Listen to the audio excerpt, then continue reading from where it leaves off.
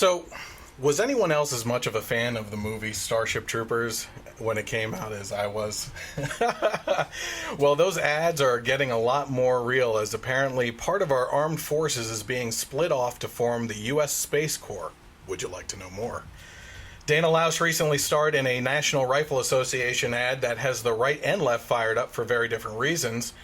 That whole story about Bernie Sanders' wife being investigated by the FBI, well, it's about to get a lot more weird, as it turns out their daughter is actually mixed up in the whole mess as well. We'll talk about that a little bit later. A Republican is saying that congressmen should be paid $30,000 a year more. A Republican. Well, I have an offer for Representative Jason Chaffetz that I would do to help him out, that I would actually help to vote for that $30,000 raise if congressmen agree to do some things that I propose in exchange. The left is losing their collective crap over the immature retweet of the president this past weekend, showing a gif of him wrestling someone with the CNN logo superimposed over the opponent's face. They are apparently outraged over imagery that may provoke a violent response towards the leftist media. But of course, Chris Matthews can say on national TV, you know, one good thing Mussolini did was execute his son-in-law, while talking about Trump and his son-in-law, Jared Kushner. The left? Well, it's crickets. Sorry. Crickets with a slight hypocritical chirp to lull the left to sleep. Seeing as I have featured multiple charities over the last few months that combat child sex slavery, I felt it was my duty tonight to bring your attention to the child sex slaves that NASA is shipping off to a secret colony on Mars. All this according to Alex Jones and his guest. So start tuning in those tinfoil hats, everyone.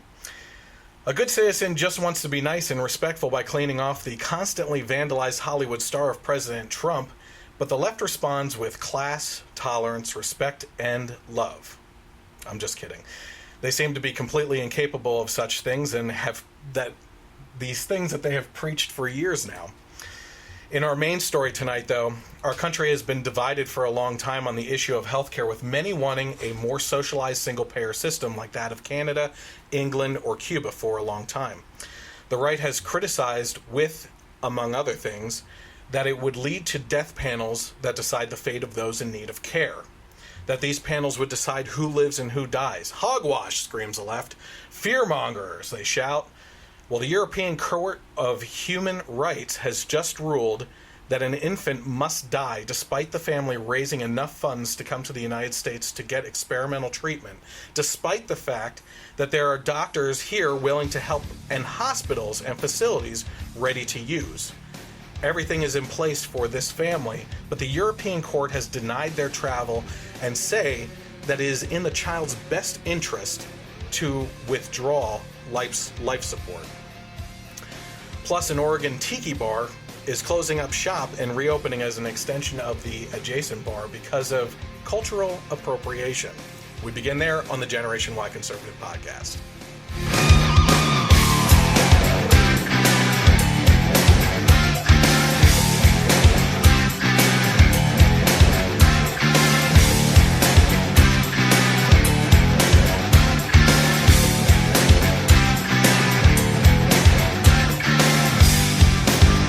Welcome to the Generation Y Conservative podcast, where the truth matters more than agenda, and we don't assume anything because it's on there somewhere. It's in white. It's on white right there. Yeah. I welcome back Mike, who is my guest quite frequently. He invited himself last week, so I was kind of happy about that. So if you're tuning in right now, you may be watching on Facebook Live. You can always find the Generation Y Conservative by searching for it on Facebook. There, you want to go to the follow button. Once you hit that, like button, and over the following button you can go down and get notifications. And what happens is you'll actually get notifications when we go live with the podcast, because that happens anywhere between Thursday and Saturday usually. And then the HD version of the audio and video comes out sometime in the following days, usually Sunday or Monday, on YouTube, which leads us to the next social media. So if you go onto YouTube, what I encourage you to do is subscribe to the channel. Just search for the Generation Y Conservative and then hit that little bell so that you get notified when we publish videos, whether it's the podcast or recently the movie reviews, which we'll be talking about shortly, because we have another one coming up for a little unknown indie movie that just came out today. Yeah. So we'll be getting to that shortly. If you're on Twitter and you want to interact with us, you can go to @GenYConservative without the E on the end. And if you're watching right now, all that information is along the bottom of your screen, so you can find out more there. The podcast itself is re-aired on Sundays from 3 to 6 p.m. on KLRN Internet Radio, where you'll find me there. And they have also put me on the iTunes as well, so you can subscribe to the iTunes.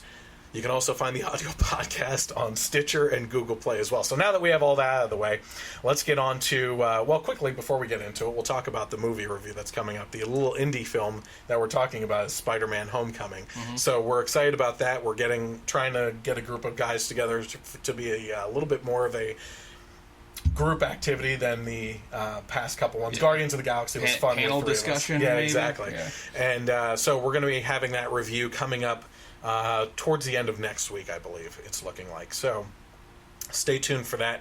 And of course, all the movie reviews on the Generation Y Conservative on YouTube right now.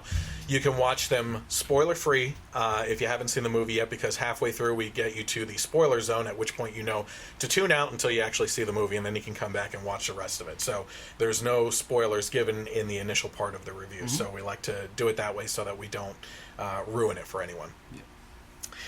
We have been spotlighting charities every month, and this month we started spotlighting the charity known as Angel 34. Angel 34 is a national organization united in the fight against childhood cancer and dedicated to finding a cure. Donating money is just one way that you can get involved in helping these children battle cancer. You can also become an advocate, participate in any numerous upcoming events. You can host an event for Angel 34. You can become a fundraising partner. You can become a liaison or communication representative. You can also become a corporate campaign partner. You can help by becoming an intern with Angel 34, the organization. You can go on their website and see the multiple internships that are available to you. And this is one of my favorite ones, too. It is a little bit costly if you have the money. It would be a really cool thing to do. But you can also sponsor an icy machine. As I was reading into this, what happens is they put icy machines into the areas where these children are getting their treatments for cancer, and it offers the children that are battling cancer and getting their treatments free ices while they're getting treatment. So how cool is that? I mean, awesome. That's one of the coolest ideas. It's simple and it's kind of beautiful. I think it's really neat. But either way, you can learn more about internships or donating or volunteering or getting involved in any of the other various ways, which we'll dive into a little bit more throughout the month as we talk about it, by visiting www.angel34.org. So, as I mentioned in the opening, a Tiki bar owner in Oregon is saying that he is sorry and closing up shop, and this is according to the Blaze. Cloud Davidson told the Corvallis Gazette-Times that he trekked to Hawaii every summer when he was a kid, as his uncle, aunt, and cousins lived on the Big Island, and Hapuna Beach was down the street. This is why Cloud named the bar that he has just opened at the end of June Hapuna Kahuna Tiki Bar and Kitchen, which opened in downtown Corvallis, Oregon on June 22nd, so it hasn't been open that long. He said, "A lot of this has to do with my family. That is a big part of my childhood, but local residents of Polynesian descent, including folks with the Oregon State University Asian and Pacific Cultural Center, didn't like Hapuna Kahuna's Hawaiian name, cartoonish tiki decorations, and that customers were handed plastic leis." This is what Davidson had told the paper. So, first of all, I've had a couple, I would say, blockbuster college parties with tiki decorations, okay? Sure. But if I were to get upset every time The Sopranos came on as an appropriation of Italian people, or I walk through Little Italy and I start throwing a fit that the cannolis don't look right or something like that, that would make me an idiot. How about this? I mean, I don't know how it is across the rest of the country, but I feel like in the Lehigh Valley, most local non-chain Italian restaurants are owned, run, and operated by Latin Americans. They are, yes. So, are you out? Where were you? Doing your part to protest? I mean, come on, you're dropping the ball here. I know. I guess I should care more. But yeah, I mean, it comes down to just. I think it's ridiculous. Yeah. I mean, this guy's just trying to run a business, have fun with it. And, I mean, certainly the worst that could happen is that someone is truly offended by something that's truly offensive. Yeah. Right? I don't see that happening. The best thing that could happen from this stupid decoration stuff is that someone may take an interest and want to research where Tiki stuff comes from. Yeah, and then right? he actually learn some cultural stuff. Exactly. I mean, it's pretty ridiculous. There's a Portuguese restaurant that we go to in Bethlehem, and the original owners actually sold it to a gentleman who's not Portuguese. He's Latin American, but not Portuguese. But we go there. I mean, the food is perfect. He's awesome. He's a super nice guy. Like, we're not like, oh man, this is outrageous. You know, I can't do this. Yeah, just shut it down or change it. I don't care gosh. anymore. It's crazy. And the worst thing about this, and this is something that happens later in our main story too, that I'll bring up again. But the worst thing is that these people are forced into apologizing. That is what makes me sick the most. That that they are so pressured that not only are they complying, but then they have to come out and say they're sorry. I mean, it's so disgusting. I hate that. It goes two ways nowadays too. If you're forced to apologize, and it's public that they're trying to force you, you either apologize and hope that those people that were offended come to the bar, which I doubt that they will, or you stand up for yourself. You say you're being ridiculous, and you don't apologize, and you make it very clear, I am not going to apologize. And then you make people like us happy, and we are loyal customers. Yeah, absolutely. So I think it's more likely, unless it's something truly offensive. Yeah, and there are things that could be, but I mean, people just got to use their common sense and be like, okay, is this guy trying to, be offensive towards Polynesian people or not? You know what I mean? If anything, it's more of an homage, right? Yeah. And he even said that he's got family there, and from where he grew up and things like that. So, I mean, it's nonsense. So, as Mike was saying, he was forced into an apology, which whatever. He said, "I unintentionally made a mistake, and I'm very sorry." This is what he told the Gazette-Times on Friday. No, you didn't make a mistake. Yeah. It's the mistake is on society that we have let these weenies that are offended by absolutely everything have a voice without just telling them to get over it unless it's something that's actually hurting someone, which is what we were just talking about, Cloud plans on closing up shop on Sunday, getting rid of all the Tiki decorations, and reopening on Sunday night as a simple extension to the adjacent bar that Davidson also owns. So, here's my thing. Many people will never know how hard it is to become a business owner. Yeah. Okay? It is... The cards are stacked against you. They used to be that people would come to this country to live the American dream. And you had people that seriously came over here as kids on ships, right? Started with nothing and built up a life for their whole family for generations to come. Yeah. Okay? Nowadays, if you try to start a business, there's so many regulations and rules and policies and laws against you that you have to jump through hoops just to start a business, right? So here we are. Not only did this guy have the ability to start it, but he has also rearranged his business to cater to people that probably are incapable of starting their own business, right? And like I said before, are probably so offended by this that they're never going to be customers of his anyway. Yeah. You know? At his original bar or the new one. Yeah. So it's a lose-lose by actually Yeah. apologizing in this case. And it's also, I mean, everything you said about the difficulty of starting a business, I feel like it's even tenfold in the restaurant and bar business. Oh, yeah. You know, because They fail all the they time. fail all the time, you know, especially when you're going up against monster chains and everything like that. Yeah, they're pushed out left and right. Yep. I mean, even if a new one opens up, if a couple chains open up around it, Yep. you're struggling, you know? Yep. So the Tiki Bar closure comes a little more than a month after Portland's Kook's Burritos, founded by two white women, shut down amid cultural appropriation complaints. All right, I got nothing to say. That is racist as hell. So I'm not going to defend that one. Okay, so we'll move on to the next subject here. If you don't know who V.A. Shiva I'm not trying. I'm not trying. You got last time. Ayyadurai is, you better start learning who he is now and help him campaign against one of the left's biggest hypocrites, shams, and fearmongers out there, Elizabeth Warren of Massachusetts. And he just trolled her in probably the most epic way. Have you heard about this story? I did not hear about this, great. so I'm all for this. So, in case you live under a rock or you are an Elizabeth Warren supporter that just actively chooses to bury your head in the sand, you may not know that on employment applications, including to teach at Harvard, talk about cultural appropriation. This I know about. Where she made a measly $700,000 over the course of 2 years, and people are still trying to figure out why tuition is so high in this country, and why she lives in a multi-million-dollar mansion. It's amazing how all these, like, borderline, self-proclaimed socialist Democrats, the one that hate the rich so much, are so rich. Yeah, and like, unbelievable, you know.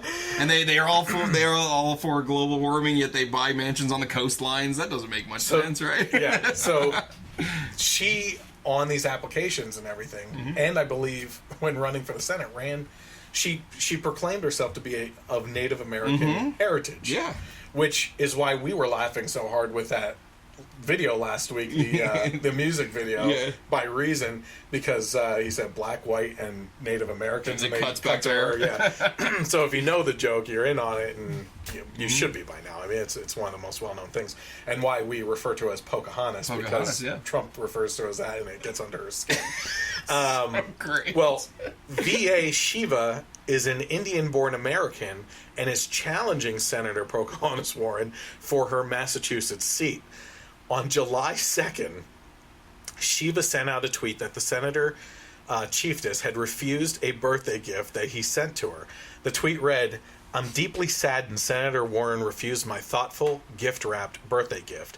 The 23andMe DNA test kit. Most unfortunate, #fake Indian," with a picture showing the $102 refund issuance. So he actually did spend the money to send the test to her, awesome. And she denied it, and it came back. So he took a picture of it and sent it back. So here's a good lesson for people out there.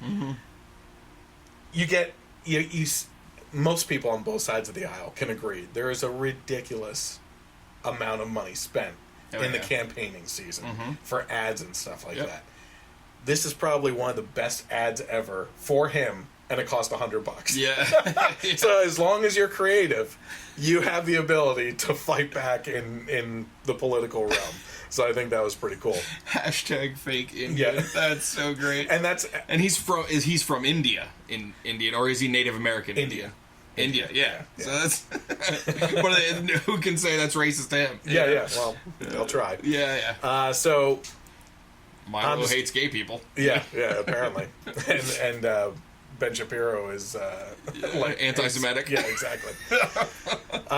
So here's something fun for you. If you want to consider donating to his campaign or volunteering for Shiva, visit www.shiva4senate.com, and you'll know you got there when you get to the website and it reads "Defeat Fake Indian Elizabeth Warren" right across the top.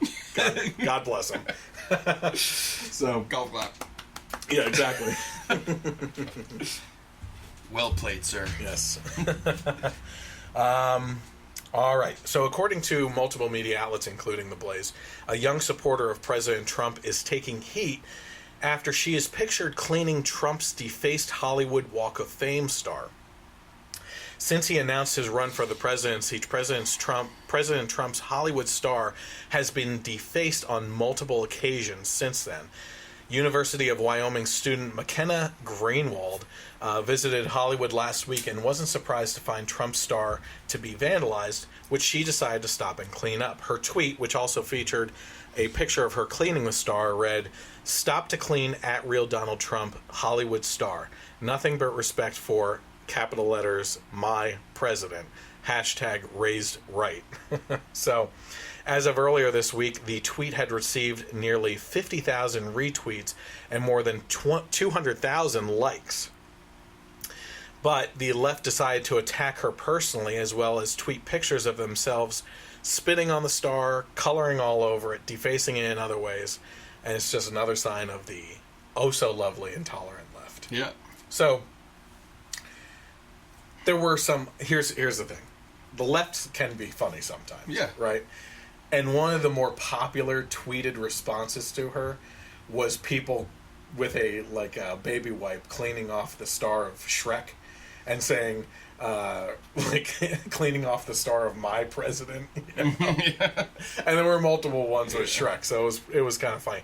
But I mean, I just remember. Do you remember the big deal that it was that Eagles players or something like that spit on the Dallas Cowboys star on the field? Well, I'm not surprised. Yeah, as a Cowboys fan, I'm not surprised by that whatsoever.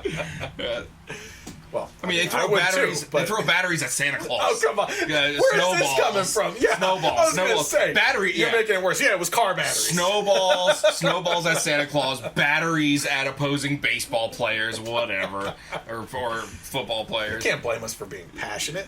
Okay. Okay. Calling you the city of brotherly love is like calling liberals tolerant.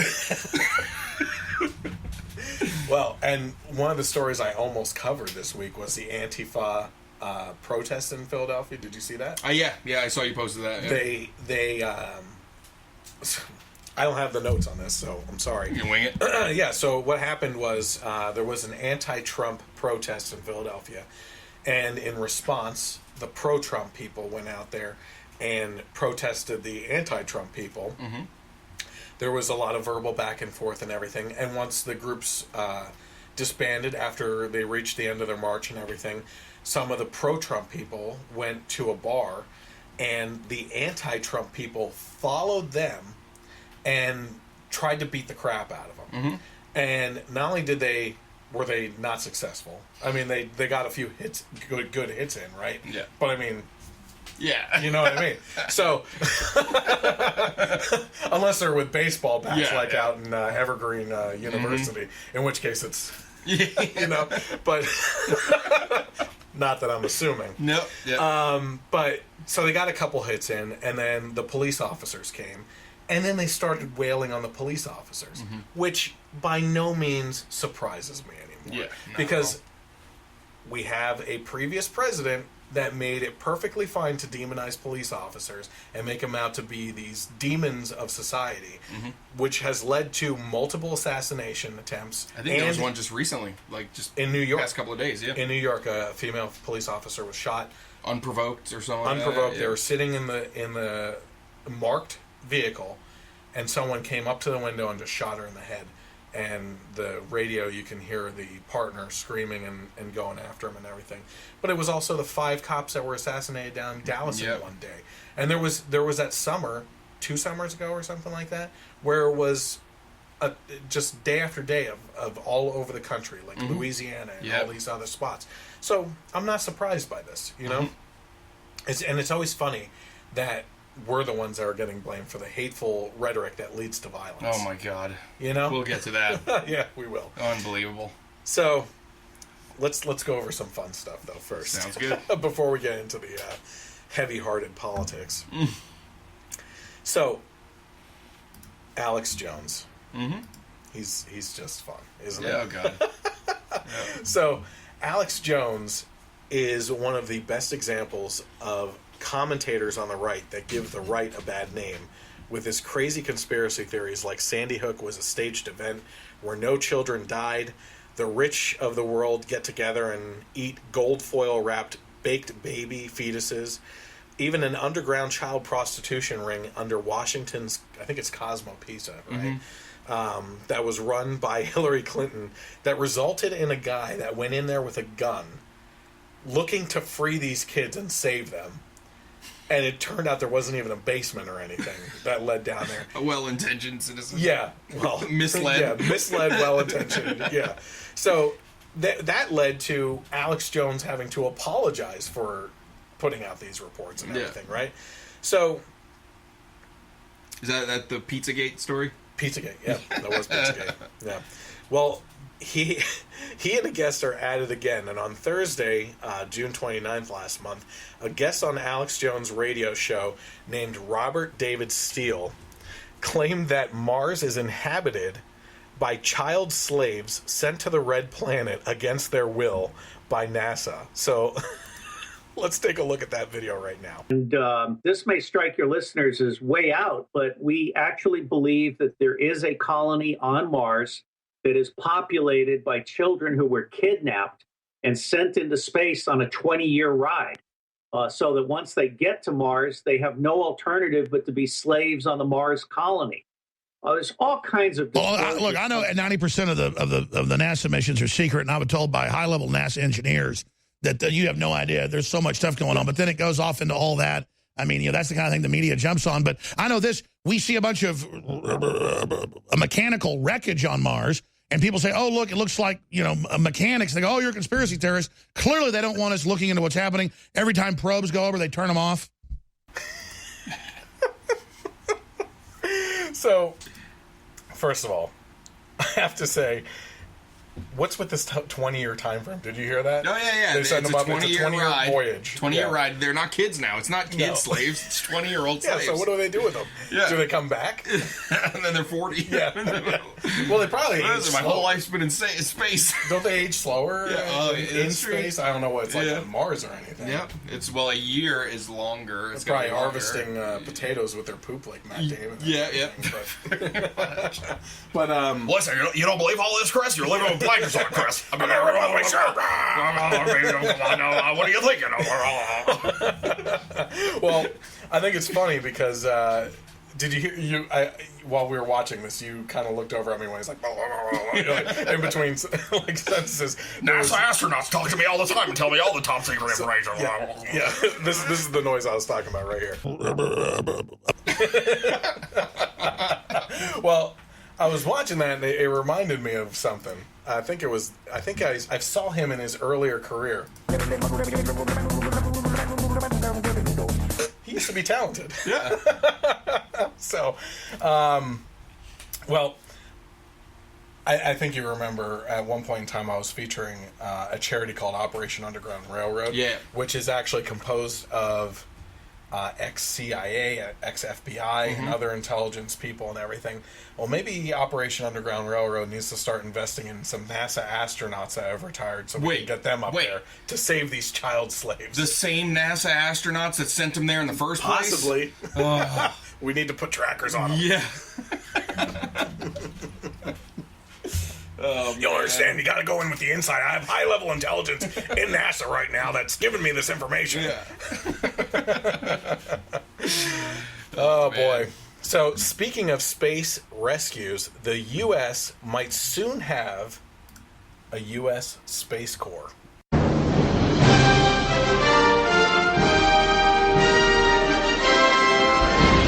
Young people from all over the globe are joining up to fight for the future.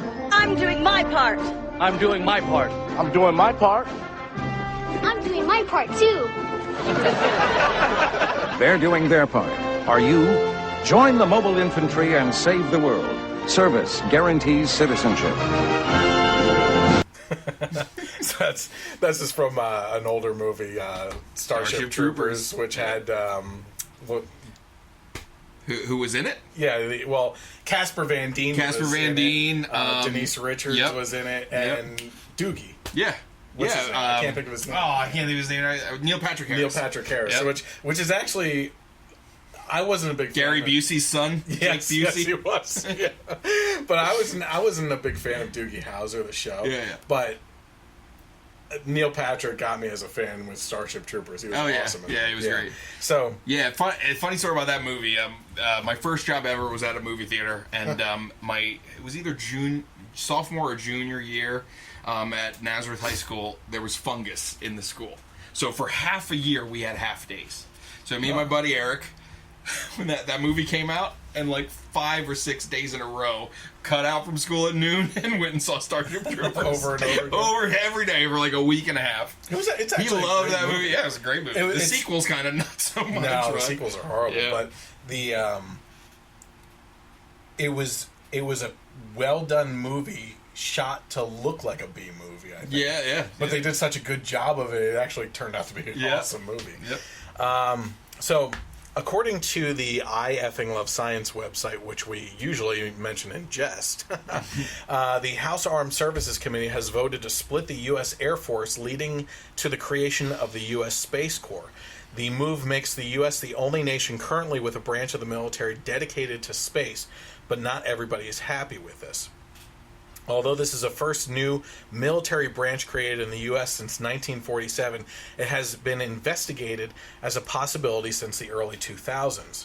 The general idea is that the space race started in an uncontested environment with little impact on civilian life, and is now very much a shared arena full of essential technologies. The subcommittee thinks that this would be better defended by a separate group. This is an example the subcommittee has studied for months, and I can't even tell you how many meetings with space experts and leaders Democratic Representative Jim Cooper and I have had on this subject, said Representative Mike Rogers, who is a Republican from Alabama. And he's also the chairman of the House Armed Services Subcommittee on Strategic Forces. The subcommittee believes this move will help the U.S. maintain their strategic advantage in space, which is cool. Yeah. First of all, I personally was a little pissed off when Obama cut back so much on NASA stuff. Mm-hmm. You know what I mean? Like, I get it. You know, first of all, I can't sit here and complain that we're overspending and then be pissed off that there's cuts in some areas. Yeah, yeah. But at the same time, he made cuts and then was the biggest spender of any president in U.S. history combined. Yep. You know, like all of them combined. So I don't understand why we keep... The cool thing about science is that we either are looking more and more microscopic or we're looking farther and farther out. Yep. And seeing what's out there. And in both directions, there's so much to learn. Sure. You know? There's still parts of the oceans that we haven't Oh, gotten down into and seen what's down there. Who knows how many species of animals haven't even been discovered yet? Yeah, yeah. You know? Here on our planet alone. Yep. So I always find this kind of stuff interesting. I can't wait until we have something that takes off in that direction. I think the International Space Station has always kind of been that first stepping stone for like a launch pad to go even further, you know? And we keep on sending out these things. I don't understand why we've never been back to the moon. Well, yes, Alex Jones will tell you we never were there in the first place. But we're obviously going to Mars. Yeah. For these child slaves. Yeah. So why aren't we going there with the rest? But I'm excited about this stuff. Yeah, you know, this is the kind of science that I find really fascinating. Yeah, astronomy was always my favorite, field of science. And there was a show on the History Channel called The Universe. I don't know if you ever saw it. It was a different topic. With Neil deGrasse Tyson. Well, he was on it as a commentator. Like, that's the first time I ever heard of him. Him and other scientists were always just, like, kind of pop in and just talk about whatever topic they were doing. And then I feel like after that show is when he really kind of blew up. But one about the sun, one about Mars, one about, wormholes and stuff like that. And it's also fascinating. Black holes, like, everything. The whole thing with Interstellar, that was awesome. Yep. I really enjoyed that one. Especially the time difference and how black holes can affect that. Yeah. I think Neil deGrasse Tyson commented on that? He always does. He talks what's about fake and what's not. Yep. Yeah, like they talked about the movie Gravity with Sandra Bullock, and he was saying how that was like, no, and people were all mad, and he was like, listen, I'm just telling you scientific facts. He does like to ruin things. He always goes after Star Wars. Yeah. He likes Star Trek because that's more about the science and discovery, where Star Wars is more fantastical. But whatever. So this is what Roger said. These changes won't be easy and will be disruptive in the short term, but our adversaries will never be less capable than they are today. We must act now if we wish to maintain the advantages the U.S. military obtains by operating in, through, and from space. Yeah. And for the foreseeable future, I mean, we're not talking about single pilot spacecrafts blasting other spacecrafts, in space. For now, yeah. But would you like to know it's more? It's more about the satellite capabilities, the intelligence, the imaging that we can do, and things like that, which is definitely probably one of the biggest differentiators, between militaries, as far as capability. The next space race is going to be, I believe, for minerals that aren't available here on Earth. Mm-hmm. You know, minerals that you can only find by exploring our Milky Way. You know what I mean? Or further, if we ever get to that point. But there's like certain minerals on the moon that are supposedly like really valuable to some sort of building material here that we could use them for, which I find fascinating. I think that's really cool. But of course, then we're going to have to start a whole new advocacy for environmentalism on whatever planet we go to. Start Are you protesting. mining the moon? No fracking on the moon. It has craters already. Yeah. How dare you create another crater? Leave the moon alone. But I will say, would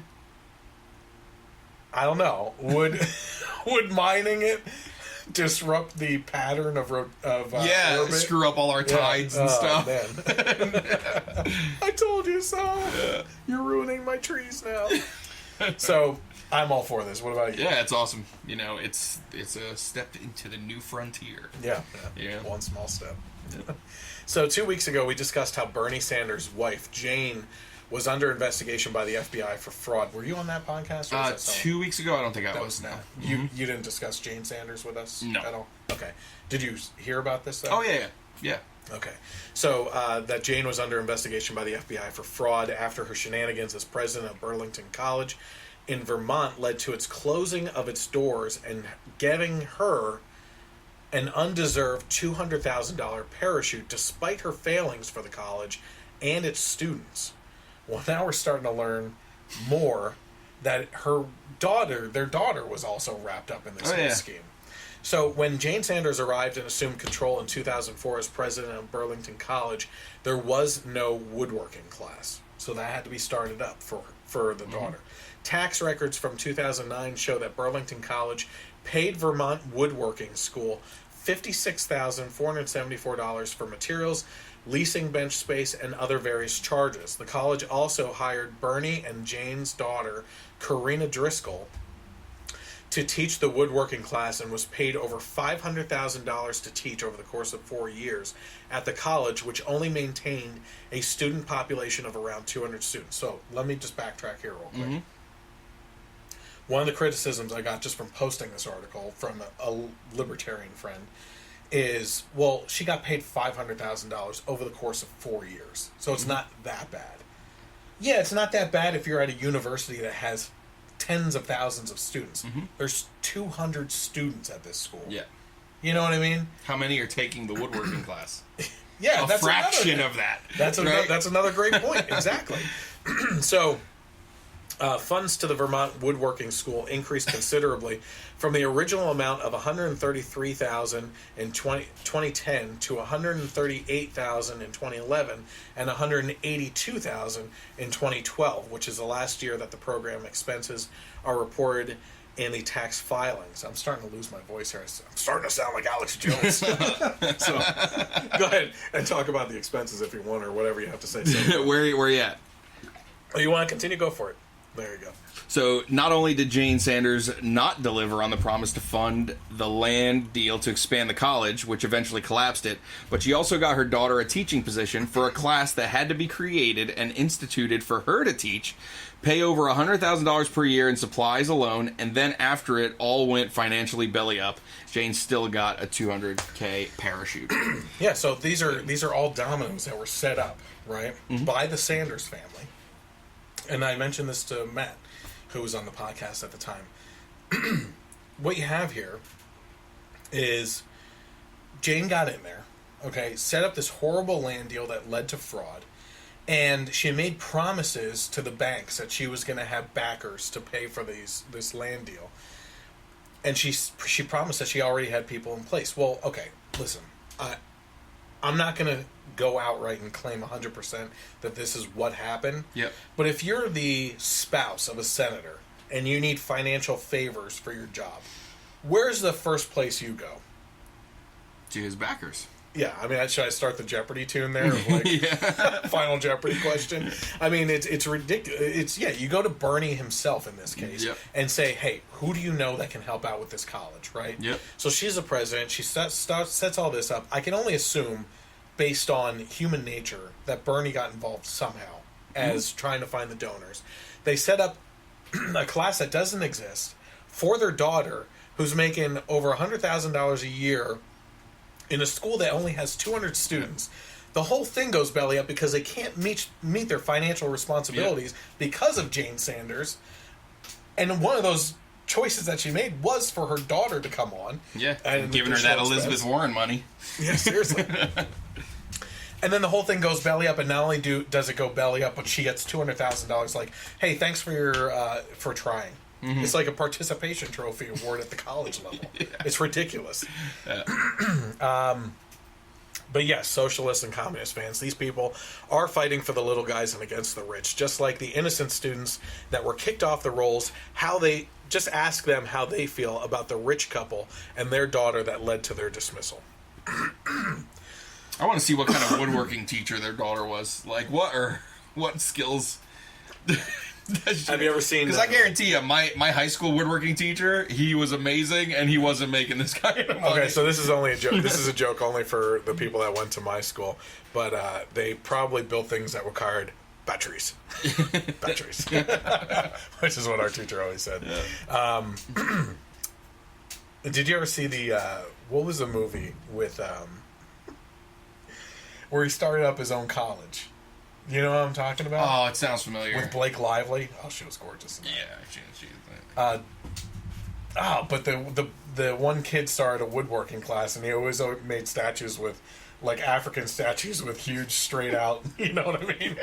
You don't know what I'm talking about? Huge straight out. You know what I mean? Yeah. No, I don't know. I know which movie you're talking about. You got to watch that because that's actually a really funny movie. Okay, so.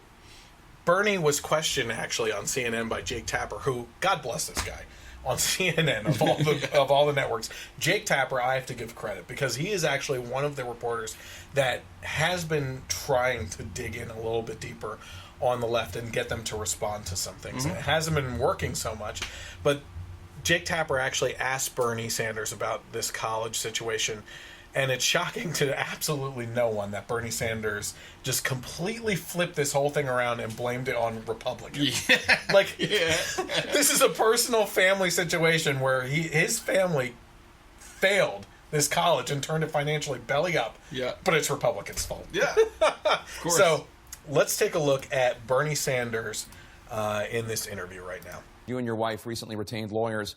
I guess the fundamental question for you is, did you or anyone on your staff reach out to the bank to approve any loans related to this transaction? The answer is, of course, absolutely not. And in fact, let's be clear.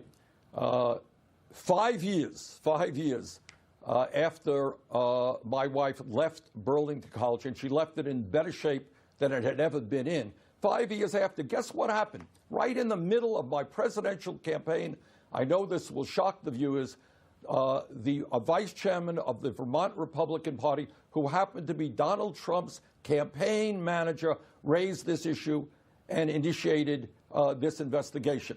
I should also mention to you that just the other day, the person who allegedly had made this statement that I had been involved in this land deal refuted that. He said, I never said that. That was in a paper in Vermont. So, you know, I think what you're looking at is something the Republican National Committee is very excited about. My wife is perhaps the most honest person I know. She did a great job at Burlington College. Sadly, we are in a moment where parties not only attack public officials, they have to go after wives and children. This is pathetic, and that's the way politics is in America today. There is a lot to unwrap there. First of all, let's go with his ending statement. Oh, yeah. Unfortunately, these parties are going after the wives and children. Yeah, case in point, you guys are always going after Melania and Barron, the Donald Jr. and the good-looking one, Ivanka. You were about to say Eric. Why are you assuming? Don't assume. Okay, I met the good-looking one. Yeah, you did. That's right. I did. I have a couple of selfies with the good-looking one. But yeah, so yeah, he's complaining about exactly what the left is doing. Here's my favorite statement from this whole interview, though. She left the college in better shape than it was in. There may be some truth to that. It was a liberal school and it closed down. Good job, Mr. Sanders. Good job, Sanders. All right. So yeah, I mean, let's just say for giggles here that he actually believes that she left it in better shape than it was in. Her decisions led to it closing its doors. Yeah. So what is he trying to ask the students if they think that she left it in a better place than when she found it? Then the other thing was he's trying to blame this all on Republicans. The whole thing is a big spin story. Here's what it is. If you look at the details of this, and if you play along with Bernie, I wish Jake Tapper had said this. Okay, so Mr. Sanders, Senator Sanders, Krusty Sanders. So you're telling me that it's the Republicans' fault that your wife was financially irresponsible at the college and led to its closing? Listen, Jake Tapper, listen to me. I am a socialist. Why are you surprised that I don't believe that individuals should be held accountable for their own actions? It's George Bush's fault. It is the Republicans' fault. And if it wasn't George Bush, it was George H.W. Bush. And if it wasn't his fault, I'm sure we could find something to tie to Reagan. Yeah. Because he was a capitalist bastard. Jake, you should know that you have to go off to the side. That I don't believe these things. And then like this. Just trying to deflect this terrible situation. My wife is an honest person. My wife is so honest. That's the other kicker right there. Yes. Holy crap. And my daughter can build a barn like no one else. Yeah. She probably builds a little tiki man. Yeah. She can whittle anything out of a block of wood and deserves $100,000. She makes beautiful ducks. Yes. He said that, so that's the other one that I forgot. That his wife is the most honest person he knows. That's why he hangs out in D.C. Yeah, right. Because that may be the most honest person that he knows. Yeah. And that's not saying much. She literally said to the banks, I have backers that will back up what I'm borrowing as collateral, right? Yeah. And it wasn't there. It was completely a lie, and that's the type of honesty that Bernie Sanders is used to. Yep. That's all there is to it. All right, you ready? This is gonna get people fired up. Have you seen the NRA ad? I saw it. Yeah.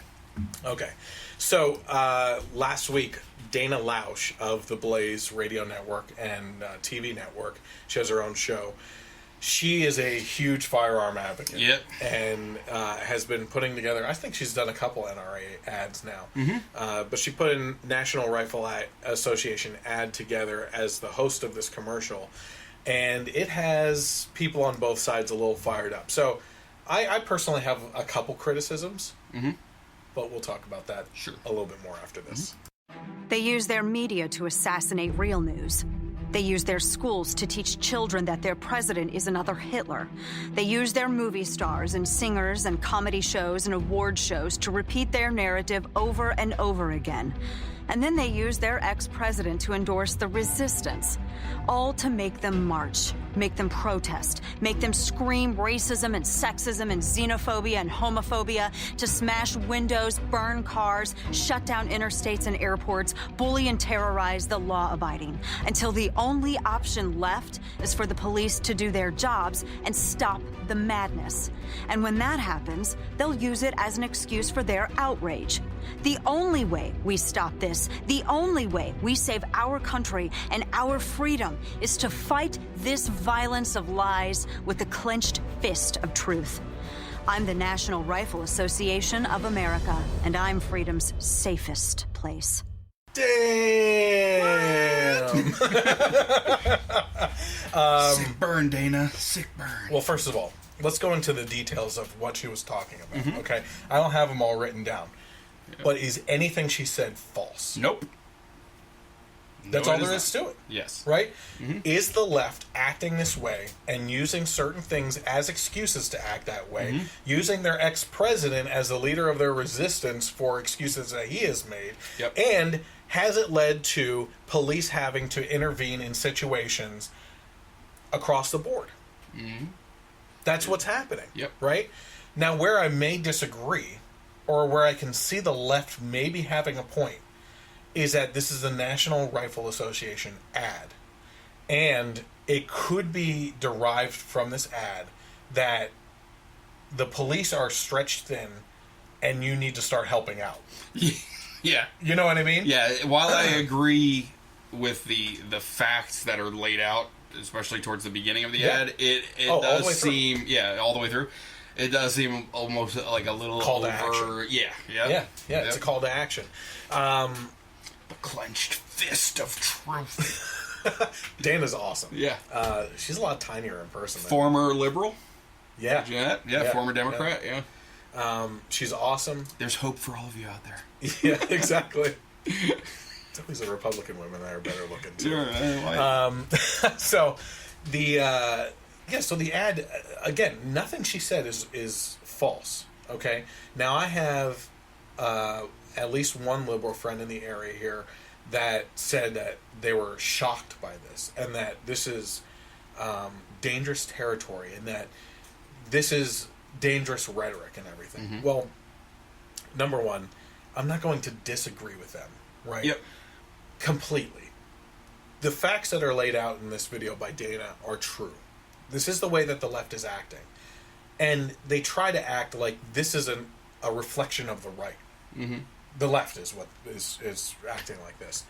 And I find it amazing, you know? We're getting to a point where we can't continue to be walked all over and have this image pushed onto us. The harder that you fight against being called a sexist or a bigot or a racist or a homophobic person, the more they see that as ammunition. It backfires on you. Yeah. Well, I'm not racist because I have black friends. It's that whole thing. Like, you expect to hear that from someone that's trying to defend themselves. We're all sick of it. And again, what they don't understand is this is why Trump was elected, because he's the type of guy that hits back. Yep. So, anything else that you want to say on this? Well, just the fact that even your friend or other people on the left are like, I'm outraged by this, but they're not outraged by the actions that their own side is taking every day. Yeah. And like we talked about earlier in Philly, and I mean, it still blows my mind that a group that dresses all in black with masks on, that's Cowards. looting and vandalizing, are the ones calling other people on the other side the fascists. Yes. We talk about hypocrisy all the time. Because but it's a running theme on the left. But that is it doesn't get much more cut and dry than that. Yeah. They act like they're all they need courageous is the red, heroes, but they cover their faces. Yeah, all they need is the red stripe around their arm with a swastika in the middle of it. That's all that's missing. Yeah. And silencing opposing views, looting, destroying shops. I mean, but nobody's outraged by that. I don't know if you've been noticing this too, but a lot of media examples are being used by the left and the right to present their cases, and it's the same thing. Now, one thing I've noticed, I've posted this years ago, right? I'm not saying I'm the first, but one of the most fascinating, best speeches I've ever heard is by Charlie Chaplin in The Great Dictator. Do you know which one I'm talking about? Really? I might have seen it at some point, but I just don't recall it. It's too long to put in the podcast, the YouTube version. But maybe put a link in the description or something. Basically, he looks like Hitler, right? Because he has the mustache and everything. I think in the movie he was sent as an imposter to infiltrate it and lead them in the wrong direction towards betterment or something like that. I forget the exact plot, but he stands up there on this podium and he's fighting out against fascism and for the human spirit and all this other stuff. And it's a perfect example of what the right is always trying to fight against, right? Yep. Well, the left, I'm seeing my liberal friends post this all the time as a reference towards Donald Trump being a fascist. I'm like, you really don't get it, do you? Yeah. You're not seeing it right now, you know? And it's the Nazis were the National Socialist Party, Yep. right? And they don't understand that this was the extreme left of the European side that did this. And that's fascism. And you were right. Yep. The reaction that the left is putting out there right now with these protests and the violence and everything is in a form of fascism. What they're fighting fascism with fascism. And the rest of their party is completely oblivious to the fact that that's fascism. Yep. You know? It's just, it's stunning. And I got into a little verbal back and forth with my godmother, who drives me up a freaking wall because she's so liberal. Yeah, right? yeah. She worked she worked with the Carter administration on like some side, not like for the administration, Yeah. but or Kennedy's or something like that. Here's my thing. She and I'm not going to mention her name, so I'm not going to get in trouble. And if she takes offense, I don't really care because it's that stupid. She's the type that a couple years ago, when Republicans were trying to fight against abortion laws, was saying, supporting abortion stuff, Planned Parenthood and everything. But at the same time, she's always posting about the Special Olympics and helping out with the Special Olympics and helping out these kids all the time besides the Special Olympics and everything. And it's like they can't see it, right? Do you know where I'm going with this? Yeah. If it was up to the left, those people in the Special Olympics wouldn't be around. Yep. Because if they got their way all the time, they would just decimate those people. Yep. The Planned Parenthood was specifically started up to get rid of the black population. But besides that, the mentally and physically handicapped as well. Yep. Okay? And here she is defending an organization that wanted to decimate the people that she is a charitable person towards. Yep. You know? And then we got into this back and forth, and it drives me nuts because she likes to battle my mom, who posts some Republican things now and then, who I'm going to say, she's good. She has good ideas. She listens to me, so she's a little smart on it. Right. My mom. Yeah. But she, when my mom posts stuff on Facebook about, you know, reposting Republican memes or something like that, my godmother jumps in and starts rattling off things at her, trying to start a political argument that my mom can't battle with. Yep. So I jump in, Yep. not to defend my mom, but because I'm seeing this stupidity dribbling out of her mouth. Yep, yep. All right? And I start battling her, and all she responded with twice was Kavifi.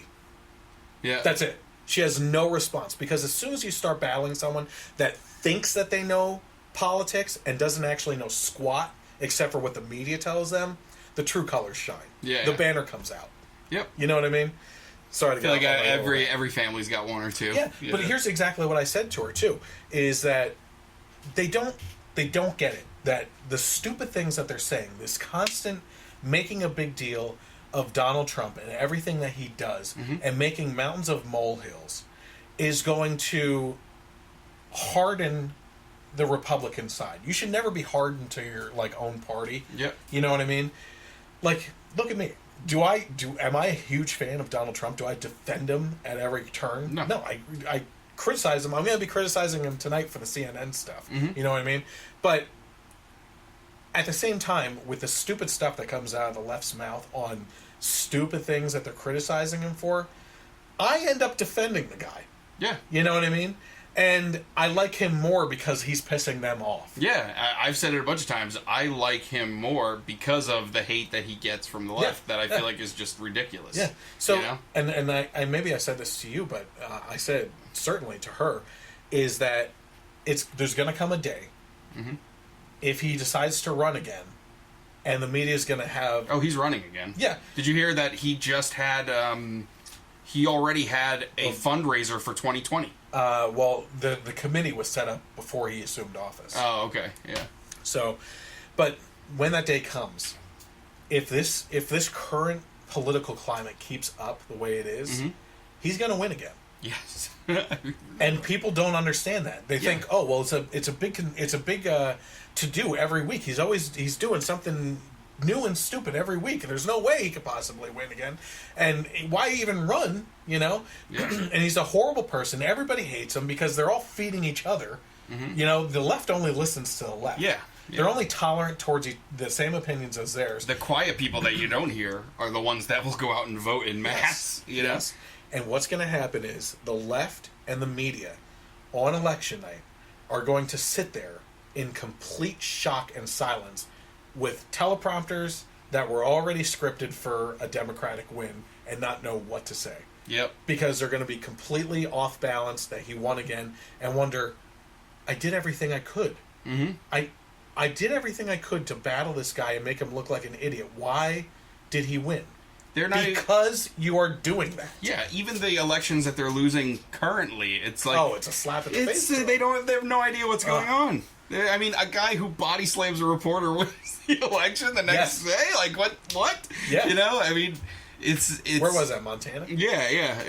I'm pretty sure it was Montana. Yeah. So what Mike is talking about is there's a representative. Yeah, it was a representative who was running, and a reporter came into the room and interrupted his interview or something like that. He was, in all honesty, he was totally in the wrong here. I mean, I even heard the questioning wasn't over the top. No, it wasn't. He just was having a bad day, I guess. Yeah. Knows that this is a liberal organization. The guy was going, bro. Well, he said it wasn't the first time he did it. Yeah, it wasn't the first time. So, and he just flipped out. He took him and body slammed him, and they were won the next day. And won the next day.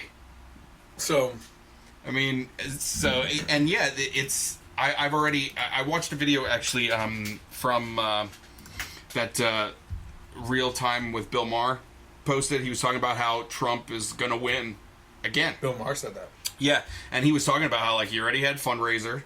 He has control of the Congress. He's got this, he's got that. This guy's not effing around, you know? And if obviously, there's a lot of things with Bill Maher that I disagree with. But there are some things that I do. His criticism of the radical Islam, you know, and things like that, and free speech. He's very critical of the left with some of the Antifa things, and he even said once on his show, I don't disagree with Ann Coulter. I disagree with Ann Coulter on a lot of things, but I will be the first to say I like her as a person.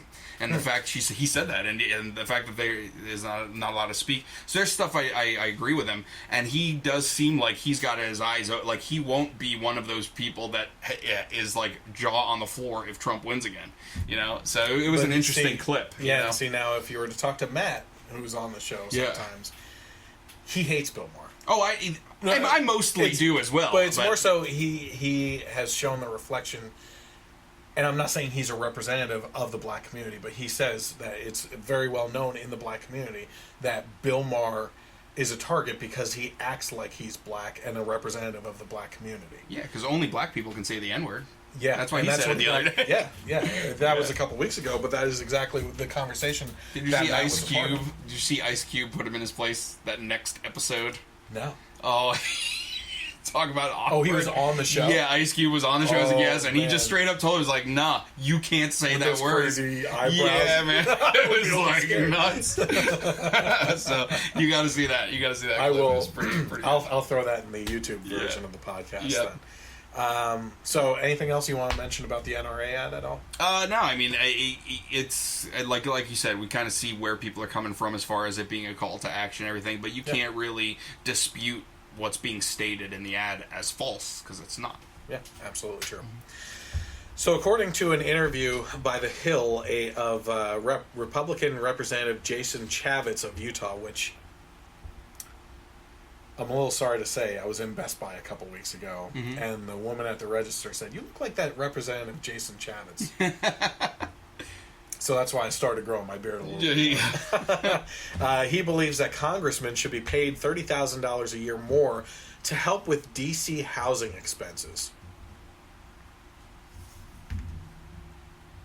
He's a Republican. Yeah. Jason, I have a little message for you here. Grow up and act like a Republican, okay? It's time to put on the big boy pants here, all right? the left is always the ones that are asking for money and recklessly spending it. You don't need $30,000 more a year for housing expenses. Secondly, let's take a step back and for just a second, just think that he's just a regular person. You forgot the you schmuck part. You schmuck. Let's just say, let's approach us from a cordial standpoint for a second, okay? We'll hear him out. We'll hear him out. Okay. Right. Yeah, so let's just say that you want $30,000 a year more for housing expenses. Then I have a few things I want to put onto the table. And you might have some things you want to put on the table too. Sure. Number one, for you to agree to my terms or our terms, I would like to speak for the public community here. Term limits for congressmen should be limited to 12 years for the House and Senate. That means 2 terms for senators and 6 terms for House representatives. Number 2, you are subject to the same policies, i.e. healthcare, and everything else that you pass on citizens, you also have to be a part of. No Cadillac plans or special plans for congressmen. Number 3, you give up the pensions and benefits that serve you for the rest of your life at the expense of the taxpayers, whether you serve 1 term or a lifetime, or by my suggestion, a max of 32 years. And the way I came up with that is 12 for the House, 12 for the Senate, and 8 if you become president and serve for 2 terms. 32 years is a lifetime. That's a long time. Yep. Actually, the longest serving senators right now, I think McCain is up around 30 years. It's crazy. So it's time to go, McCain, and Lindsey Graham, and Mitch McConnell. And even though you're young, Paul Ryan, you can get the hell out of there, too, as far as I'm concerned. After that, you get your rear end back into the private sector and actually work with us instead of working against us. Take a cue from the Founding Fathers, who were farmers and went off, served their time, and went back and didn't expect anything more. By the way, with the 4th of July that just passed this week,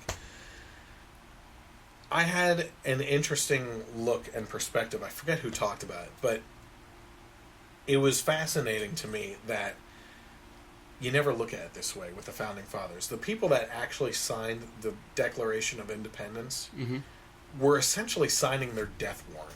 Oh, yeah. You know, and had things gone south and we weren't able to defend the colonies, that would have been used to hunt them down. Do you know where John Hancock is? Do you know where this Thomas Jefferson is? Those would have been the first ones in front of a firing squad. And like my wife said, who I want to know the history of how these people became the representatives for the colonies and everything. Who picked them to go and sign this or be representatives of the colonies and everything? And on top of that, you know, this is a huge deal. It is a huge deal to look at, because imagine you're part of the colonies over here, and you're minding your own business, and you don't like what's going on, but hey, you're surviving. And suddenly a bunch of guys say, "Nope, we're going to war. We want to be our own country." Well, crap! Now I got to fight the redcoats too. I need to drop everything and pick up arms and go against them. Like, it's a crazy time to think about. It was. Thank God for that. But I have a discussion on that whole thing and why I'm thanking God that they existed at that time, so that we don't have to deal with it today. Oh, yeah. So, if you can agree to these terms... I'll throw in one more. Go for it. Cut back on their vacation time. Don't they have like an obscene amount of vacation that they could take, or how many days that they're in summer session? Yeah, like it's, you know, everybody can have 2 to 3 weeks vacation just like everybody else. And it can grow. I would give them. Listen, if teachers can have a summer session, I can go along with that, because the hard part about that is where I will concede to them is they're coming from all these other states, coming to Washington. They probably want to go home. And they should be going home and seeing the constituents and holding town hall meetings and stuff like that to actually find out more on how to represent us better when they go back to DC. So yeah. Those are 4 good terms that you should agree to before you get your $30,000 a year raise. I doubt that will happen, because you serve for your own best interest. For your house in D.C. that you will want to leave to go back home for a few months. Exactly. So one of the big things that we were talking about was obviously Trump and getting into trouble. And I'm going to criticize him a little bit here. Yeah. But I'm also going to take a side a little bit, too. Yeah. So this past week, Trump was actually criticized a lot. On Sunday, I think it was, he put out the retweeted. He didn't even retweet. He didn't make it. this? No. Well, I'll talk about who made it. Do you know about Oh, that? yeah, that's part of the story here. All right. He put out this tweet that was a retweet of this GIF. And let's settle this debate right now. It's GIF. Yep. Not GIF. Not GIF. Because gift is GIFT. Yep. GIF. Yeah. That's all it is. GIF is peanut butter. Peanut butter. He said that pretty gay. Peanut butter. So let's take a look at what that GIF actually is. Oh my God, what's going to happen?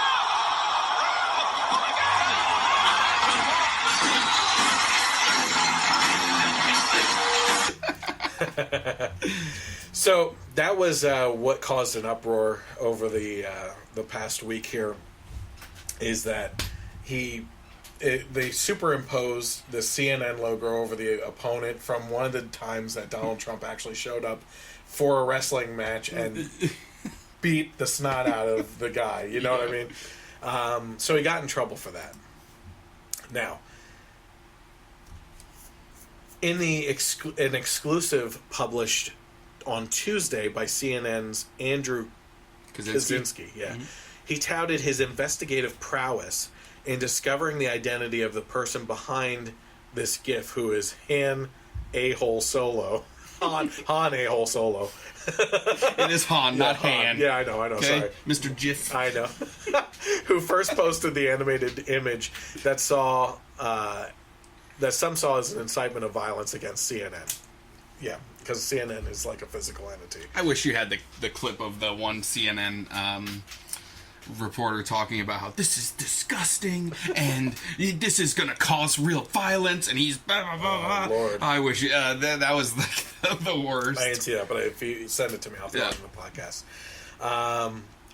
In the article entitled "How CNN Found the Reddit User Behind the Trump Wrestling GIF," Kaczynski explains how he went about discovering the real identity of the Trump supporter from details collected from his social media posts. He explains that the supporter apologized after he was identified and contacted about his posts.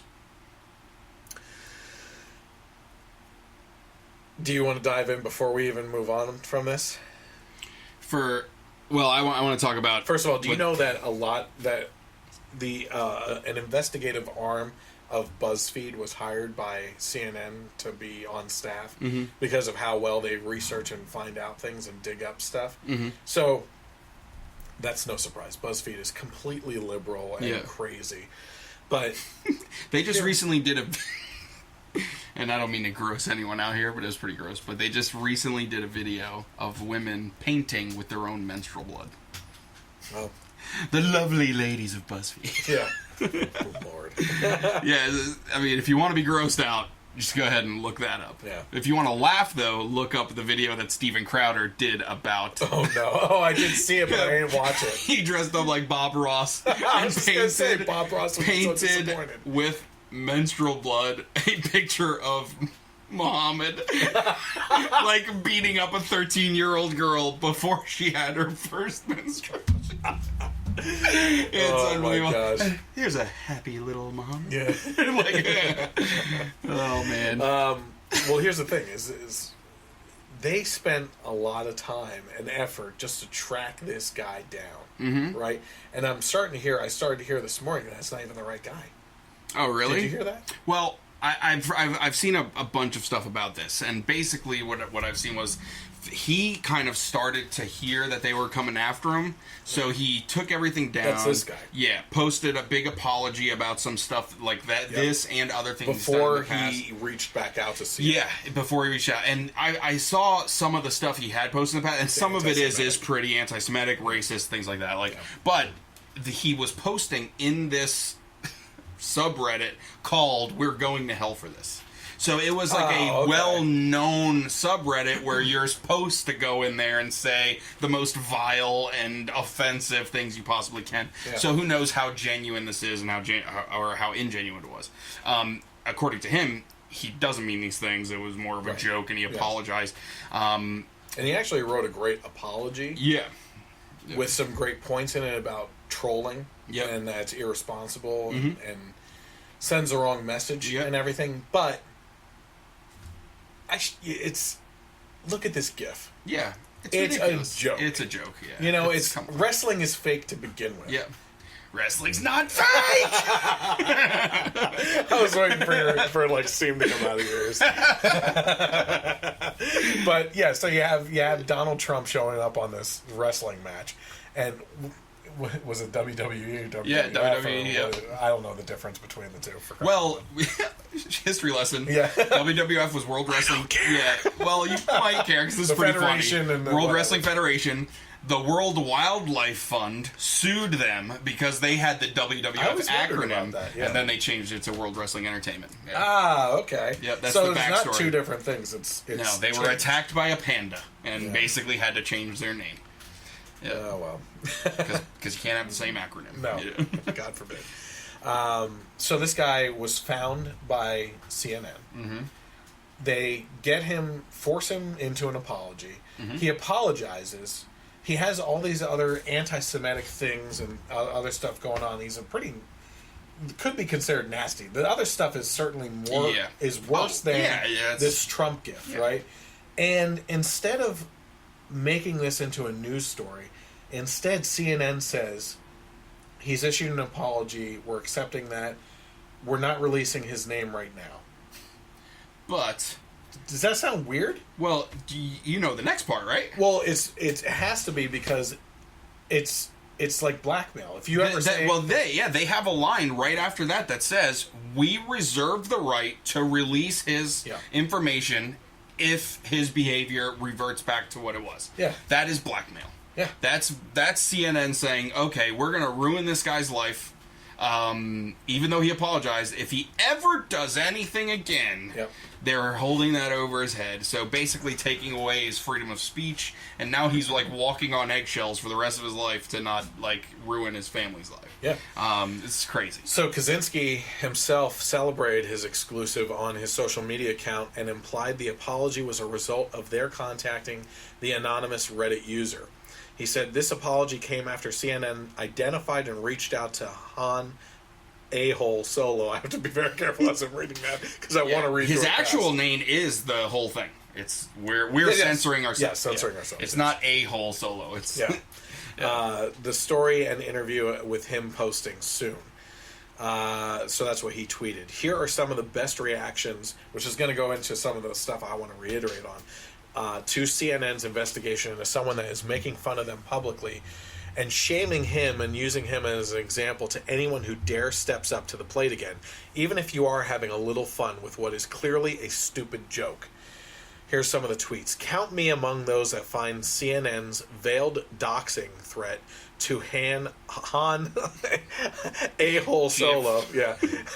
Very, very ethically shaky. So the term doxing, just so you know, as we're going over this, because this was actually new to me. Have you heard this before? No, I'm just thinking about how only you and Lando Calrissian say Han. Did he say yes? Anyway. That's it. Shut up. Star Trekker. Trekkie. Or I am not a Trekkie. Matt is, and he's probably watching too.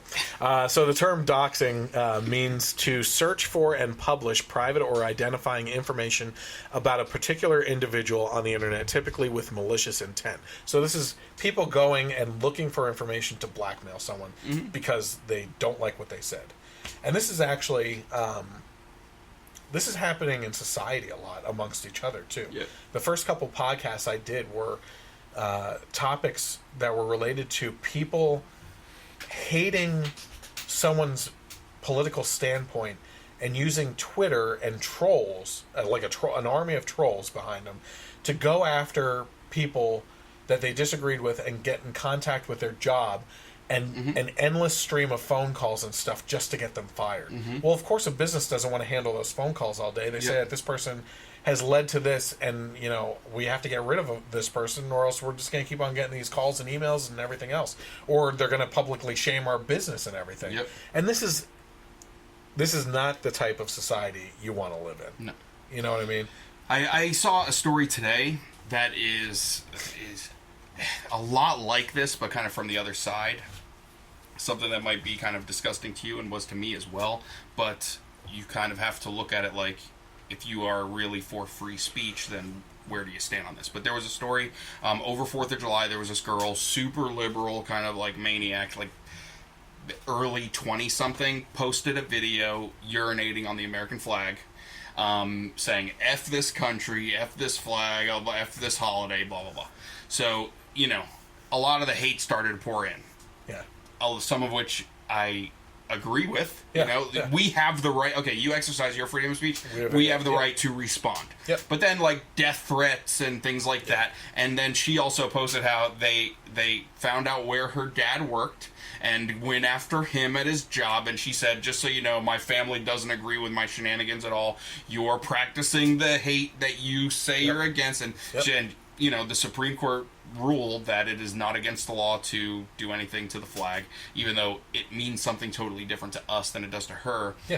If we're going to come out and say that the people who block free speech of conservatives at college campuses are wrong, then, I completely disagree with her, but I defend her right to do stuff like this. But it's kind of the same thing about going after her family members and their jobs and things like that. That's equally wrong, even though I do agree that she is a freaking trash human being. Oh yeah, my opinion. Let me be one of the people to speak up against the people on the right that went after her father's business and death threats of violence and stuff like that. That's ridiculous. Yep. You want to speak your opinion on your opinion of her and everything as a trashy person. Yep. That's fine. That's the same right that she exercises, kind of like you said. Yep. But it's when you don't want to be threatening that kind of stuff. Yep. I've been in a couple situations where local politics have led to multiple nights of me not having my gun in the safe in my bedroom, literally right on my nightstand, ready to go in case something were to break out.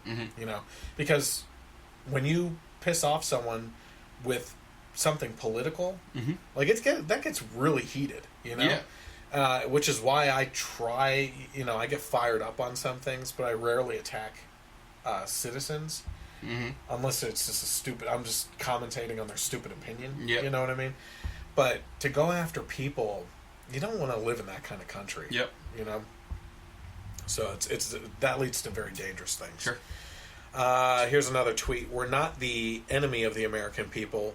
We'll just hunt you down and ruin the life of Americans who make fun of us online." So this is speaking of CNN.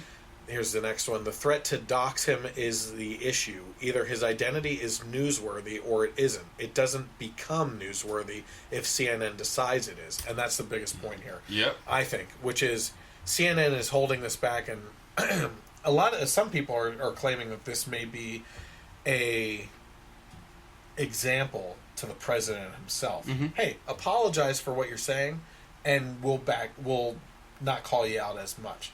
Well, BS. Yeah.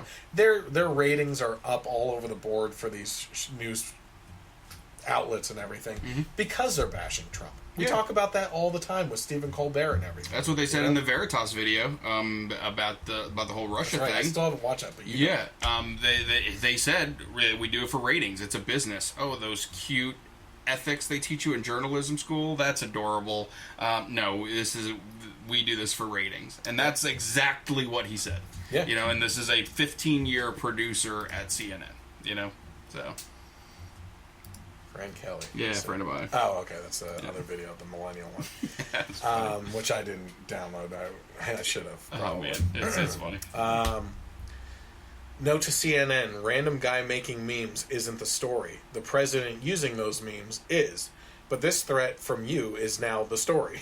So, again, they're undermining themselves without knowing it.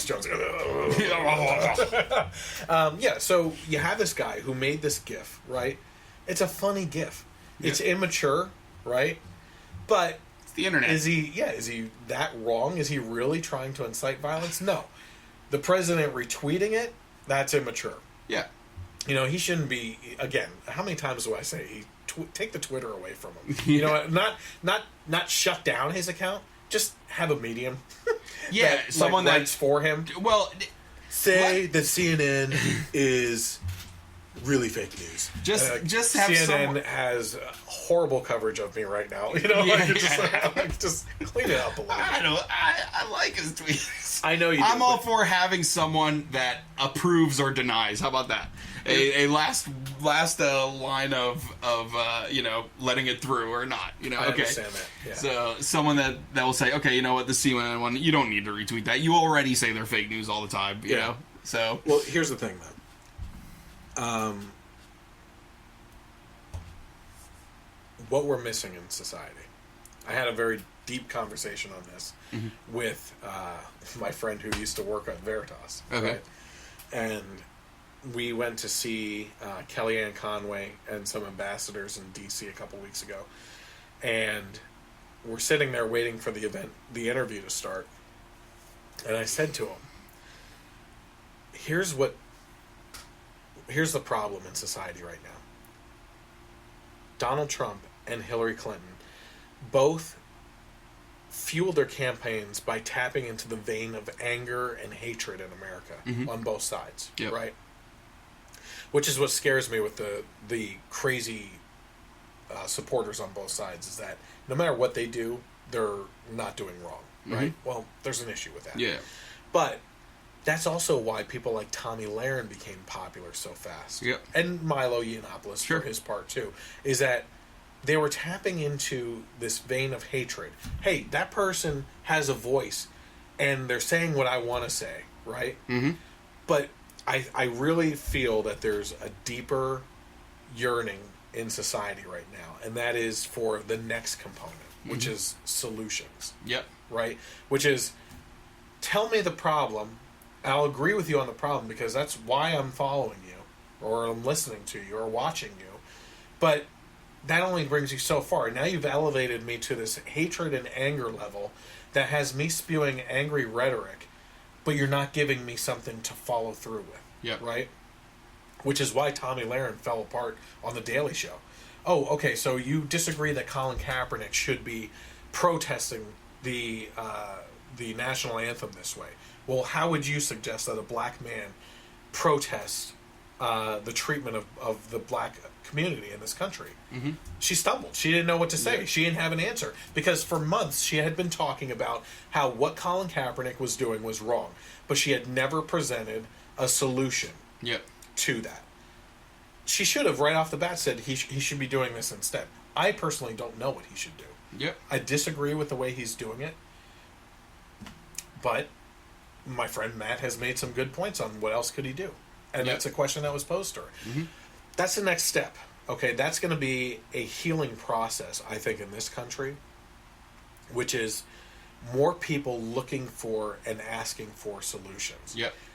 Now, we're reaching a point right now where we're splintering as parties, too, where I think a lot of people on the left are like, if Bill Maher is seeing this with the craziness on the left, it's going to start to spread. It shocks me that people didn't see the corruptness of Hillary, like the absolute evil behind her. Maybe they just hated Trump that much that they wanted the lesser of two evils, but at least acknowledge it, you know? But this whole thing on both sides, you're starting to see a Libertarian Party come up more, the Green Party and stuff like that. You know what I want to see? A follow-through on exactly what I'm talking about.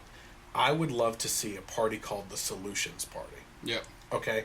Where Democrats and Republicans, conservatives and liberals shed their team jerseys, right? And say, you know what? Forget just towing the party line. Let's come together. Let's talk about one at a time. What's the issue that we need to deal with? Yep. And then everybody put in their 2 cents on what solutions are out there. And then let's work through it, spitball back and forth, what works, what doesn't work, and have these ideas collide with each other. Yep. And actually come up with something as like this wide spectrum, political spectrum for solutions. That sounds like the best option to me. Yeah. And it's going to go in that direction, I think. I think that is the way that we need to head. Yeah, I agree. I mean, tangent. it's a party of compromise. You know, something that gets things done. You know, Because instead of just fighting back and forth. And we've not only that, it's a response to the political pendulum swinging so hard each way with, people thought Bush was extreme right. Yeah. You know, he wasn't. No. He wasn't at all. But then they voted in Obama, who swung extreme left, right? Yeah. Not all the way, not extremely left, extreme left. Yeah. Then they went to Donald Trump, they believe is an extreme right. But once again, I would disagree with that. He was a Democrat for most of his life. But had it gone the other way, it would have been the extremely left with Bernie Sanders. Had it been fair. Yeah, right. That's where, I mean, as far as people not seeing the corruption of Hillary Clinton, I mean, I would think that Bernie Sanders getting screwed the way he did by the Clintons and Wasserman Schultz would be the eye opener. You know, like it's the wet poodle. I mean, I always refer to it as that. I mean, Donna Brazile getting caught leaking debate questions and all this stuff. I mean, it's just like, isn't it obvious? And to me, like for Bernie Sanders to then like just stick his tail between his legs and go and support her on top of that, it's just like, okay, you are just when they not cut the a man. camera to him and she was thanking him for a good race, he looked like he was about to chew through his bottom lip. Yeah. He looked so pissed, and I don't blame him. Yeah. He had every right to be. Yeah. You know? God. So anyway, back to CNN here. The last tweet was that was really relevant to this. I think I'm most upset that they explicitly threatened to dox him if he ever again says something they don't like. That's thuggish. Mm-hmm. Absolutely. Yep. Yeah, it's like the mafia coming around to your business. Hey, pay up, and you won't have any violence come your way as they take a bat and start hitting the counter. Yeah, right. You know what I mean? Like. Yeah, it's another thing that they did not now it's not just to this one specific guy. It's a message to everyone. To everyone. And now, listen, you tell the internet to stop making memes, what's the internet going to do? Did you see the response? Oh, I saw some good ones. It's clip after clip. My favorite is the one from Bloodsport where Trump is Jean-Claude Van Damme. He does the split and punches CNN in the balls. and then it just cuts to his face like... again, like, but there's one after another after another. Yes. Every funny movie clip of someone beating up someone else, they just put Trump and CNN's head on. I mean, you tell the internet not to do something, the internet's going to do it 1,000 times more. Yeah, and immediately, and funnier. Any stopgate on that. Yeah, it's great. I'm sure there's got to be like a YouTube video of like a string of them, one back to back. You got to put that. Okay, put that in the video. I'll see if I can. Maybe I'll even like just put it above my head as we're talking about it, just one after the other. Because it like just cutting to that, I mean, it'll take too much time. And for those that can't take a joke, this is not a call to violence towards any reporters or journalists. I'll put a warning on the screen. Yeah, if you don't get it, if you're too dumb to get it. So the question I pose is this Reddit user in the wrong for making this GIF? And again, I said already, no. Would the reaction be the same by everyone if wrestlers had superimposed faces over them that showed any other famous opponents? Maybe the Jersey Shore people fighting with each other. Or singers like Christina Aguilera versus Britney Spears was the big battle over who was a better singer back in the day for us. Yeah. Just put them on mute. Or Chuck Norris versus anyone. You know what I mean? Like this, there wouldn't be this outrage because even the people that are criticizing this would be sharing it. Captain Kirk and Luke Skywalker. Yeah, exactly. Luke would win. So is it wrong for the president to retweet this? Well, this is where we start to go sideways. It's not exactly world leaderish of the president to tweet this kind of stuff, and he does, and it's immature. Yet, for CNN and any other news outlet to act like this is a shock story, because with CNN it's always breaking news. Everything is breaking news nowadays. That the president would dare to take on the media is outrageous. Every single hour of every single day, these news outlets are ripping into the president over menial things to use anything they can to attack him, and he is just expected to sit back and take it. Yep. You look like you wanted to say something. No, I was just listening. Oh, okay. You just keep looking at me. Listening intently. Yes. Yeah, this but is but no, that a little bit more. But that is 100% true. I mean, at what point is he is the president, and they talk about the dignity of the office and this and that and what you should and shouldn't do. But at what point, as a human being, are you supposed to like just take it? You know, when it's one thing after another, when your 10-year-old is involved, when your wife is involved, and you know, and it's just, you know, they're talking about things where there's no proof. Was it Rosie? I don't know if it was her. I forget exactly where it was, but it happened more than one occasion. Yeah, where he was brought up. A 10-year-old. Yeah, so it's like that's the left right now. Yeah, for you. Like seriously, it's just I hate to put that all on the left, but it's kind of like we always say about any group of people that there's no one standing up saying, "Hey guys, come on, I'm on your side, but knock the crap off because you're making the rest of us look bad." Where are those people? You know, I don't see them. No. I literally have friends, which is a loose term with them right now, because it's like, I don't trust them, you know? There are people that have a good following that I know that, first of all, no, I'm not even going to go down that road, because I'm not one to criticize someone's religion or faith or anything like that, but I have this one friend that has posted hateful things about Trump supporters attacking people, and then a couple days later those stories turn out to be false, and I private message her, "Hey, that was false, you may want to update it." Nope, nothing. Yeah. Because they want their agenda known. Yeah. You know? And it's sick. That's sick to me. I wish there was like a video that you could probably make like an hour long at this point, where it was just Michelle Obama saying, "When they go low, we go high," and then insert clip of the left doing something stupid. And when they go low, and then just repeat, "When they go low, we go high." Protesters rioting. When they go low, we go high. Making fun of Barron Trump. When they go low, we go high. Decapitated head. When they, you know, and just one after the other, just showing like this is, you know, this in is all the my hypocrisy. free time, I'll do that. Yeah, right. So here's what I said about, you know, President Trump having to sit back and take it. That's what they want him to do. Yeah. They want him to sit back and take it. Well, I know that's a lot different than the last 8 years where the media was kissing Obama's rear end and willing to wipe it for him while completely ignoring huge stories like Benghazi, Operation Fast and Furious, and the multiple terrorist attacks on U.S. soil that he labeled workplace violence, or the fact that over the years of his administration, he publicly demonized law enforcement, which basically egged on Black Lives Matter and supporters to violence against them, including assassinations that continue to this day, including 5 officers in one day down in Dallas, Texas, which is what we talked about earlier. Maybe it's the fact that they aren't used to having a president with a backbone. Lord knows they have been used to a spineless one for 8 years now, one whose inactions and constantly moving of the red lines in the sand led to devastation in Syria, and now North Korea having nuclear arm capabilities that they flexed on the 4th of July as a message to the United States. President Obama was warned for years about North Korea's intentions, and he sat back, did nothing, kicked the can down the road, and waited for someone else to take control so he didn't have to step up and wear the big boy pants to make a decision on the matter. That's all there is to it. Yeah. Yeah, I mean, just the fact that, I mean, you got a child playing with grenades in North Korea, pretty much, you know? That's what's happening, right? Yes. So the fact that he's launching these missiles, and it does just seem like it's a matter of time, right? I mean, they talked about how he just launched an ICBM. Yeah.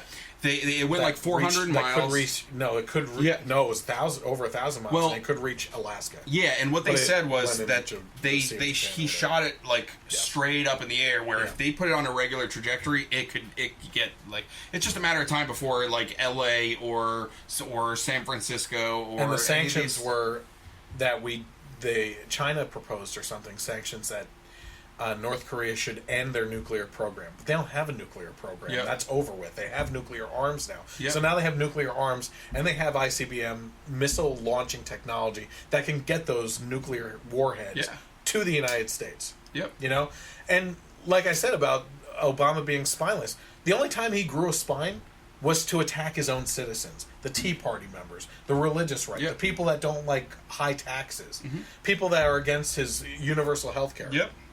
He took more of a spine in attacking us with literally the IRS going after us and using them as a political arm to go after churches and organizations and Tea Party organizations than he put any effort into going after terrorists. Yeah, he got Bin Laden. Big whoop-de freaking dude. Any president would have done that. Jimmy Carter would have freaking done that. And he's a pushover. Yep. Yeah, and they always talk about Trump's attack against the news and the media and journalists. But there's plenty of video of, and we all know that Fox News has its own issues, and it's basically the extreme other side of what CNN is. But there's plenty of video of Obama going after Fox News. Fox News, and Rush there's Limbaugh, never Sean Hannity, Glenn Beck. There was never any outrage about this is an attack on the press, and that the press should be an institution for the country, and blah blah blah blah blah. No, it's they don't care. They don't care. Yep. Had the president retweeted the same exact thing with his superimposed face over Trump's with Fox News. It would have been the glory. You know, and it would have been look the best at thing ever. Obama. He's posting these gifs and he's shooting hoops. What a yeah. regular guy, right? But Trump has his he's doing his NCAA bracket. Yeah, you know. Exactly. He's just a normal dude, stories right? Like that all the time. He's not a politician. He's just a normal dude. But Trump wants to just be a regular guy and I'll retweet this little thing. That's why I don't get that upset about like, oh, this is immature or whatever, because he's the president, but he's also a normal human being, right? And they you like to joke around, you like to do things. I mean, Obama during the election going on Jimmy Kimmel saying, "Well, at least you'll never be president." Yeah. Like, okay, yeah, whatever, dude. You know, and this is why Trump won, because people are sick of this BS, and that's why he very well could win again. Absolutely. And you know. It would be funny if the Fox News thing superimposed over, as my one liberal friend always posts, he has swagger. Yeah. Actually, you know that liberal friend. But. Yeah, right. He said that when we went to... But, you know, Trump could be the worst president for 4 years, but I would vote for him again just to see Rachel Maddow's face on election night. Yep. For that reason only. Like, he would be so pissed. Yeah. You know, I didn't get it when you were talking about how only Republican women are the hot ones. I mean, have you seen Rachel? It's just... whenever I'm in a bad mood or something's got me down, I will go back and watch, like, those, like... reactions to on election night, and it'll just make me happy. Oh my god, yeah, it's so great. So as I mentioned earlier, you're supposed to forget about Kathy Griffin's beheading of the Donald Trump stunt, the Shakespeare play of Caesar showing the assassination of Trump. Yeah.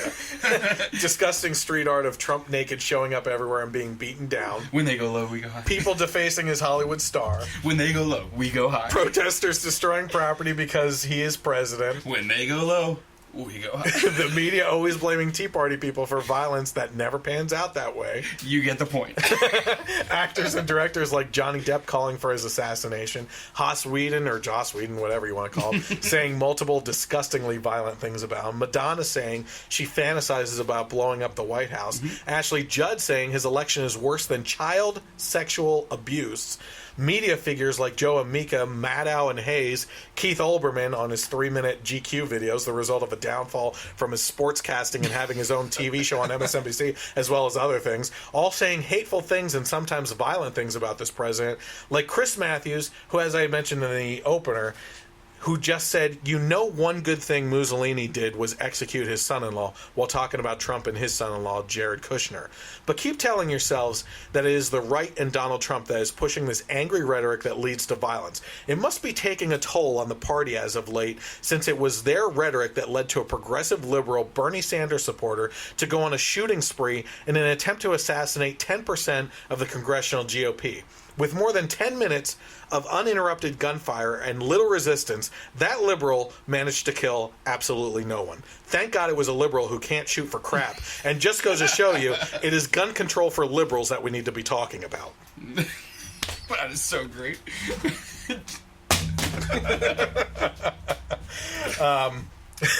So... yeah. Thank goodness it was a liberal shooting. Oh, sorry, my God.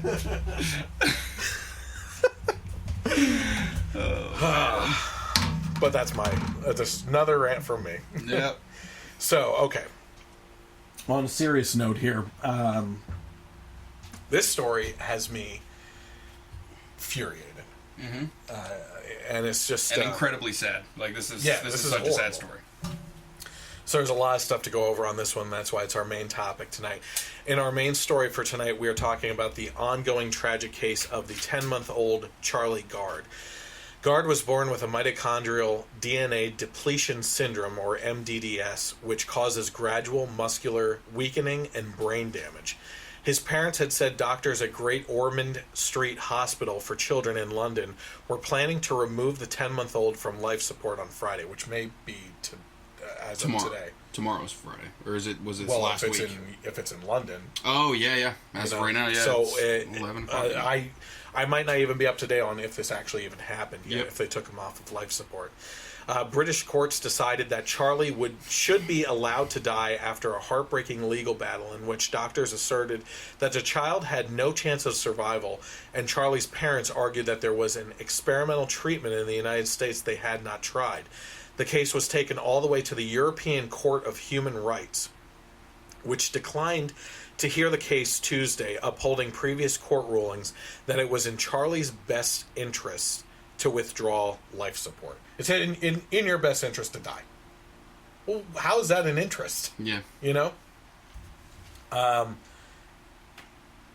think that there's a big difference between an adult can say that they're suffering, lived a life, and can cognitively discuss ending their own life, and an infant who you don't know what's going on with. Yep. You know what I mean? First of all, I'm just going to throw that out there. Mm-hmm.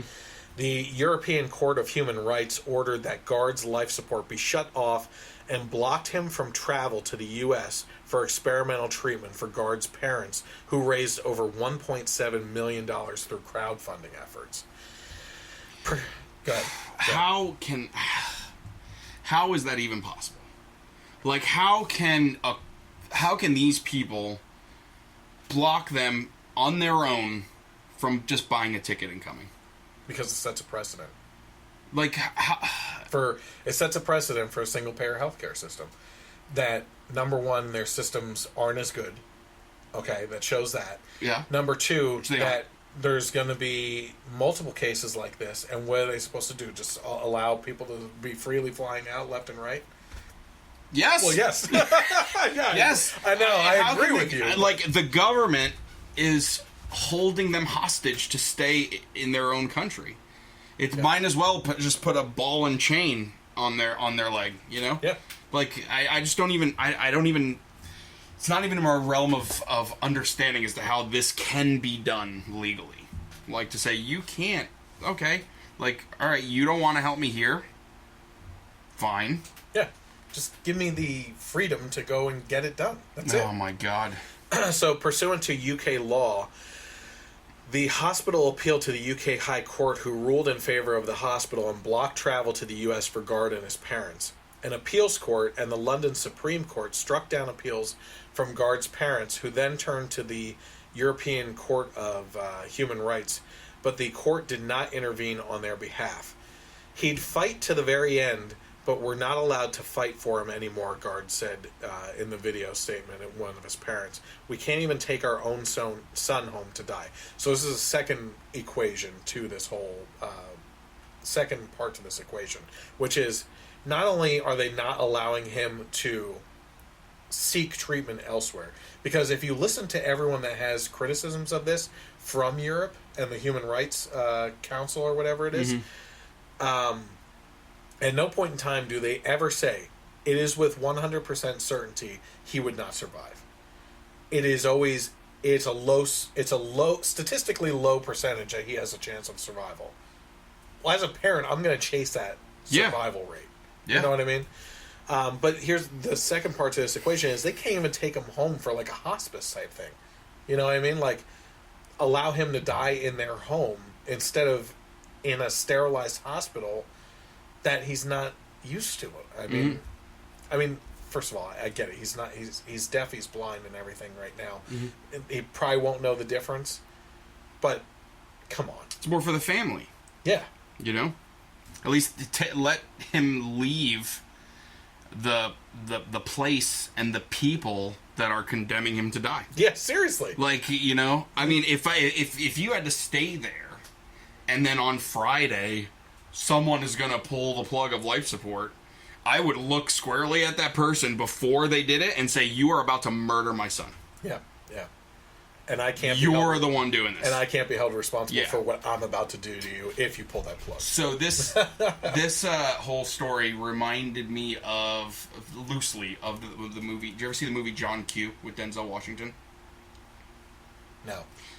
It's a really good movie. It's about a guy whose son has like a congenital heart defect and he needs a heart transplant, but based on their insurance, it doesn't.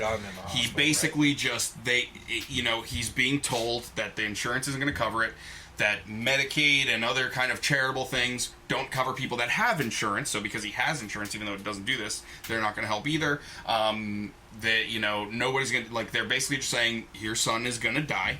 So at that point, he takes the law into his own hands. He basically causes a hostage situation, basically demanding that, his son gets put on a transplant list. Mm-hmm.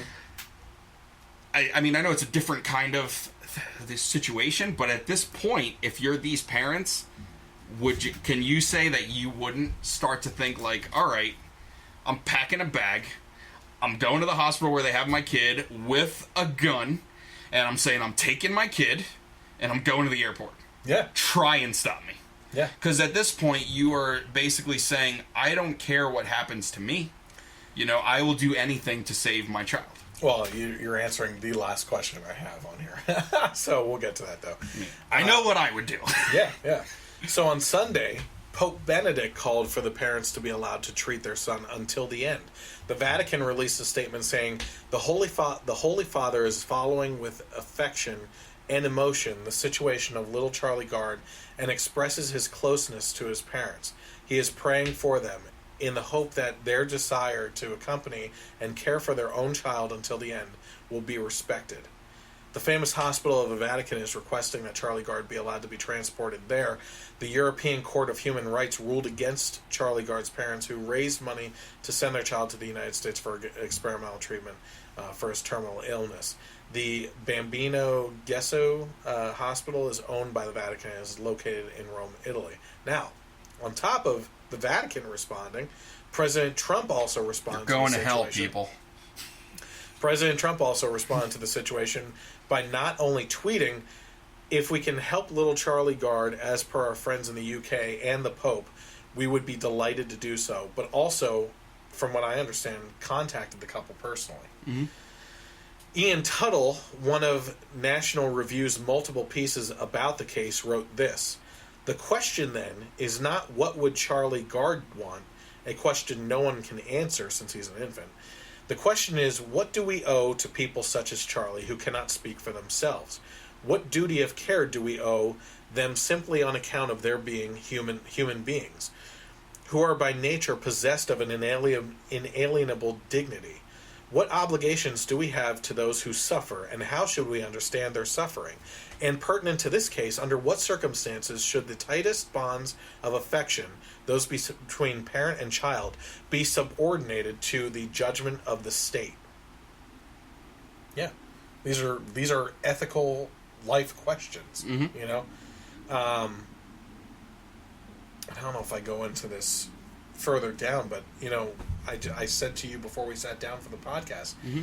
when you don't have respect for life in the womb, these are the next stages. Yeah. Okay. This is not a respect for life. If you can't even allow them to seek treatment for let's say it's a 0.1% chance, mm-hmm. they raise the money. Your government's not paying for it anymore. I mean, it's off your hands at this point. Yeah. Allow them to pursue something. Mm-hmm. What the worst that happens is he dies. You're going to pull the plug on him anyway. At least give mm-hmm. the parents a fighting chance. And then on top of that, it was a couple years ago. There was an interview over in the UK somewhere, and I'll include the video. I forgot to put it on here, but there was a case where a woman was talking about well, if my child was disabled, I'd be the first one to be willing to and want to just put a pillow over the suffering child's face and smother it to death to put it out of its misery. You're talking about your own kids that way. Like, this is a complete disrespect for human life and what we get to when you can't even respect life in the womb as it being a baby. That you can't even label it as a baby. Unless, of course, it's Beyonce's babies in her belly, because then it's okay. Yeah, then it's the cover of every magazine there is. It's picking and choosing. Yeah. It's disgusting. In an article on Slate.com entitled "The Right is Turning the Charlie Gard Tragedy into a Case Against Single-Payer Healthcare," it's the opposite. No. No, this is the best example. You know what that article headline is supposed to do? It's supposed to battle the idea and make people feel better about that it's not. Yeah. But it is. This is a totally classic example of what single-payer healthcare does to you. Yeah. I've said it before. I've talked about articles out of the UK with people having to pull their own teeth because they can't get in to see a dentist, using super glue to fill in their cavities and stuff. In Canada, you have to wait 6 months before to make an appointment to get a biopsy done, to find out if you have cancer, at which point most people probably die. Yeah, I mean, the whole thing with a lot of different forms of cancer is finding it early can make all the difference. Yeah. And you're saying you got to wait 6 months? Yeah. Yeah. It's crazy. Yeah. So, no, I mean, they're basically picking and choosing who gets treatment based on whatever kind of BS priority system that they put in place. You know? Yeah, and here's the other thing, too. This is back when McCain was running and Sarah Palin was his running mate. The big thing that the left went after her on was death panels. Okay? Let me get this right. The European Court of Human Rights, that is a death panel. Yep. That there is no other way to talk about it. If they are denying him to keep on living and denying him passport to go seek treatment, they are issuing a death sentence. Yep. That is a death panel. And this writer of this article wants you to believe that the right is turning this into a case against single-payer healthcare because we're in the midst of a healthcare battle right now. No.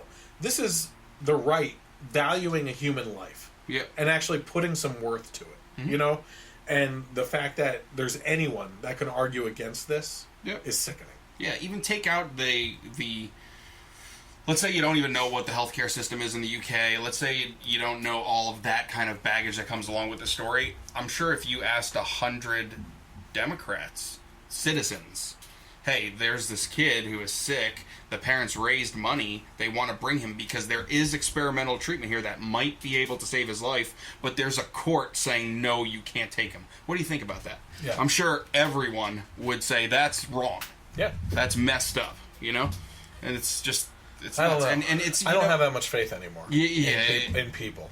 Yeah, well... Because I read that I effing love science site, and I'm sure they would use science to say, no, this kid, it's a drain on society, it's a drain on resources that could be put towards people that can actually survive. Yeah, again, that's the priority list of the priority system of a single-payer healthcare. Yep. I think I talked to you about it before, which is the valuing of people between the ages of 20 and 40. Yep. That people before 20 didn't live that much of a life anyway, so who cares? We'll use their organs for people in the 20s to 40s. Yeah. Or the people over 40 that lived a great life, and they've already, give those organs to someone in their 20s and 30s that can use them now. That's what death panels are. I mean, this is disgusting. Yeah. And, I feel like there are a lot of, especially, millennial, liberals that are like, my life is just controlled by, old white men.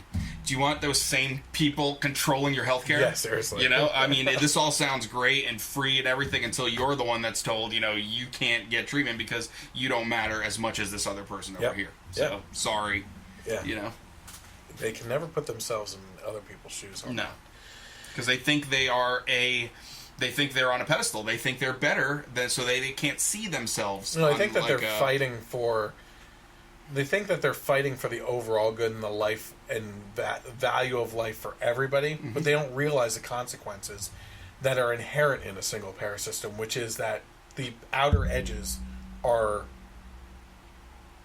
problems in the system. And used for bad things. It's just not good. So the writer of this article about the right is turning the Charlie Gard tragedy into a case against single-payer healthcare, the writer Ruth Graham seems to even have a major confliction herself on the issue of fluctuating back and forth, that the right's argument has a lot of merit, but trying to somehow swing the decision or the discussion back to President Trump's healthcare policies. So in essence, she's trying to say that we're trying to make this about Trump's healthcare plan, but really she is. Yeah. We're trying to have a discussion on poor Charlie here, and she turns it back against Trump. Yeah. And this is exactly what she said. Trump's showboating is infuriating, given his attacks on the kind of scientific and medical research that would make life better for children like Charlie. Let's just stop right there, okay? This is exactly what you and I have talked about in the past, that because we attack climate change as a theory, that we're science deniers as a whole. We just got done talking about the awesomeness of looking into space and the deep sea life here and everything. That we love science. Yep. But we have some disagreements. But if you have any disagreements with the scientific community, all of a sudden you're anti-science and you're just some religious zealot or something like that. That's exactly what she's trying to make out here, right? His proposed budget would slash funding for the National Institute of Health by $5.8 billion. It would also cut Medicaid, which covers 39% of American children, by $800 billion. The Senate's version of the health care bill makes other devastating cuts to the program. Meanwhile, the U.S. infant mortality rate is already significantly higher than the rates in Europe and other developed parts of the world. Again, she's pulling out things left and right here. The falsehood in this is a repeal would not cause thousands to die. Everyone has always had access to health care, and this is a scare tactic by the left for all this writer is talking about, scare tactics on the right. It's we just talked about it last week, which is they are saying that 23 million people would lose their health care. I think it was, if there's a repeal of Obamacare, but of those 23 million, die. You just want people to die. But the fact of the matter is that over 90% of those people likely don't want health insurance because they're young enough. They're the invincibles, is what they call it, I think, which is they feel like they don't need health insurance because they're young, they have great health, and they'd rather pick up insurance later on in life. And they don't want to have to pay for something that they don't want. So the majority of that 23 million would actually be these invincibles that never went anyway. And the only reason why it increased by 23 million is because they were forced to buy into it. In regards to the attack on the single-payer system, she writes this: these claims rest on fear-mongering over an all-powerful National Health Service, one that decides in tandem with a totalitarian court system, whose life in the UK is worthwhile and whose is too expensive. Raising the specter of death panels, these outlets have turned one hard case into a sweeping referendum on the inherent justice and effectiveness of socialized medicine. It's as if the death of one child matters, but the death of thousands in the cost of reform is the cost of reform. Or as if intervening in one complex and tragic case is heroic, but building a system that would prevent the suffering of many more is intolerable overreach. So I misplaced my bullet point here. When I was talking about that everyone has always had access to healthcare and not thousands won't die, I meant to say that after this. But it still stands true, right? What she's saying, that thousands will die. Well, here's what she said right at the end here. It's as if the death of one child matters, but the death of thousands is the cost of reform. No, again, those people have access to healthcare. Will they end up in some debt, maybe? Yes. But you have to also weigh the cost of life in your own hands then, too. You know what I mean? And if you're that upset about the cost, let's dig down into that. Let's talk about why the costs are so high and start investigating that and doing some policies that tackle that issue. It's the same as the college tuition cost, why is healthcare so expensive to begin with? Okay, she even writes this. You don't need to be a conservative to be wary. So this is where she's actually kind of agreeing with us. You don't need to be a conservative to be wary of the notion that a state entity can somehow objectively determine the best interests of a medical patient, overriding the wishes of his parents, or that there's one answer to the question of when life is no longer worth living. There's a good reason to view cases like Charlie's as bellwethers for the future of bioethics and the law. A deeply disturbing New Yorker feature in 2015, for example, detailed how assisted suicide laws in Belgium and the Netherlands have led to skyrocketing euthanasia rates, including in cases of autism, anorexia, chronic fatigue syndrome, manic depression, and failed gender reassignment surgeries. Once the law is there, you have people asking themselves new questions. One Belgium scholar told the New Yorker writer, which was Rachel Aviv, do I really have quality of life? Am I not a burden on others? That's pretty crazy. I want to look up that article because they're saying, listen to some of these things. Cases of autism, anorexia, chronic fatigue syndrome. You have manic depression and so failed gender reassignment surgeries. That's a well-known fact, is that whether or not transgender people get surgeries, the suicide rate amongst transgenders is over 50%. Yeah, and that's horrific. You know, I mean, that's really sad. I've said it before. Like I really feel for people that are living their lives that way. That not that they are transgender, that they have that struggle. Yep. Whether it's the initial struggle of figuring it out and trying to navigate the waters of doing whatever they want to do, or dealing with repercussions of society and everything.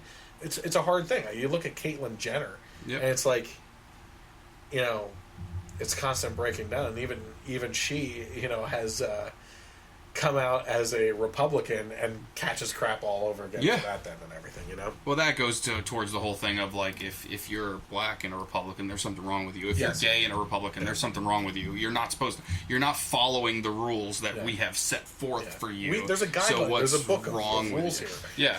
So, I mean, that's where that all falls into. And then, but I find that fascinating. I mean, we're talking about things that assisted suicides for autism, anorexia, chronic fatigue syndrome. I mean, I'm just repeating these over and over in my mind. It's like, like they said, it starts with you start going down this road, and now you have people asking new questions that they weren't thinking of before because it has become law.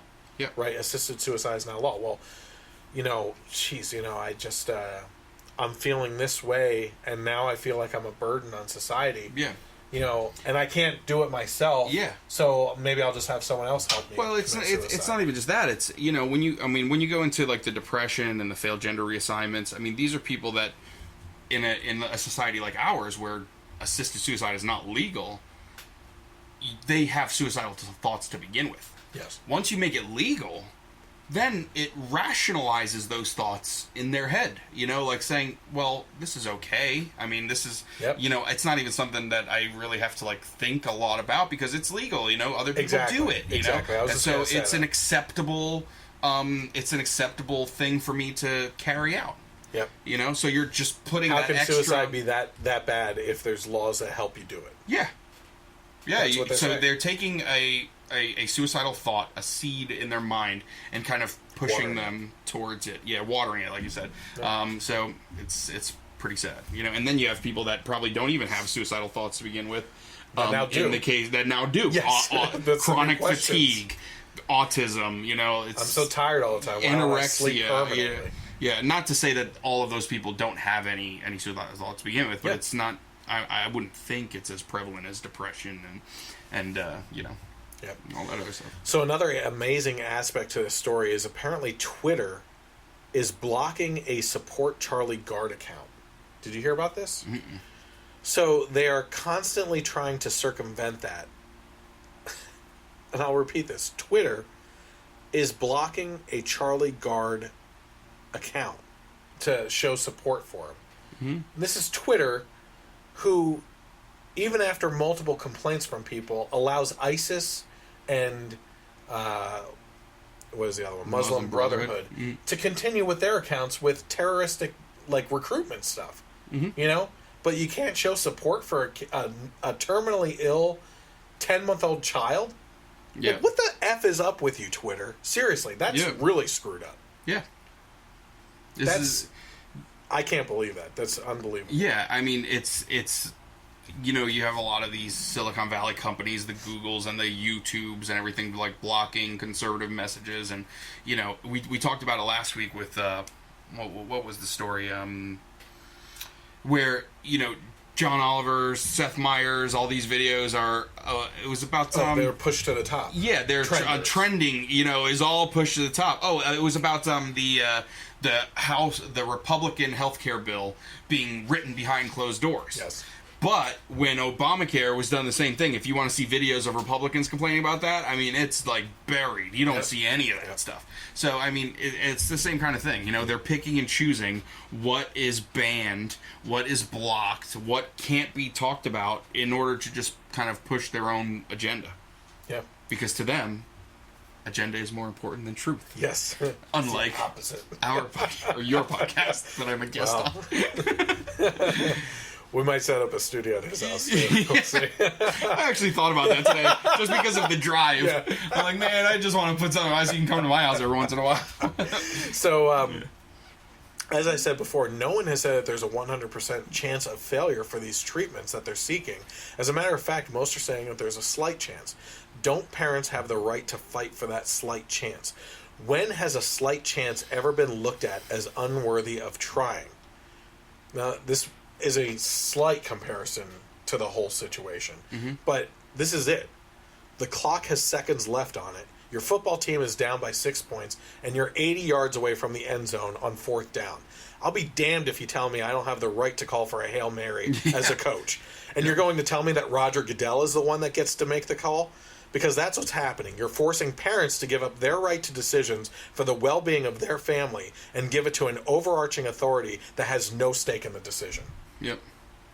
It's sickening. Yeah, it really is. I mean,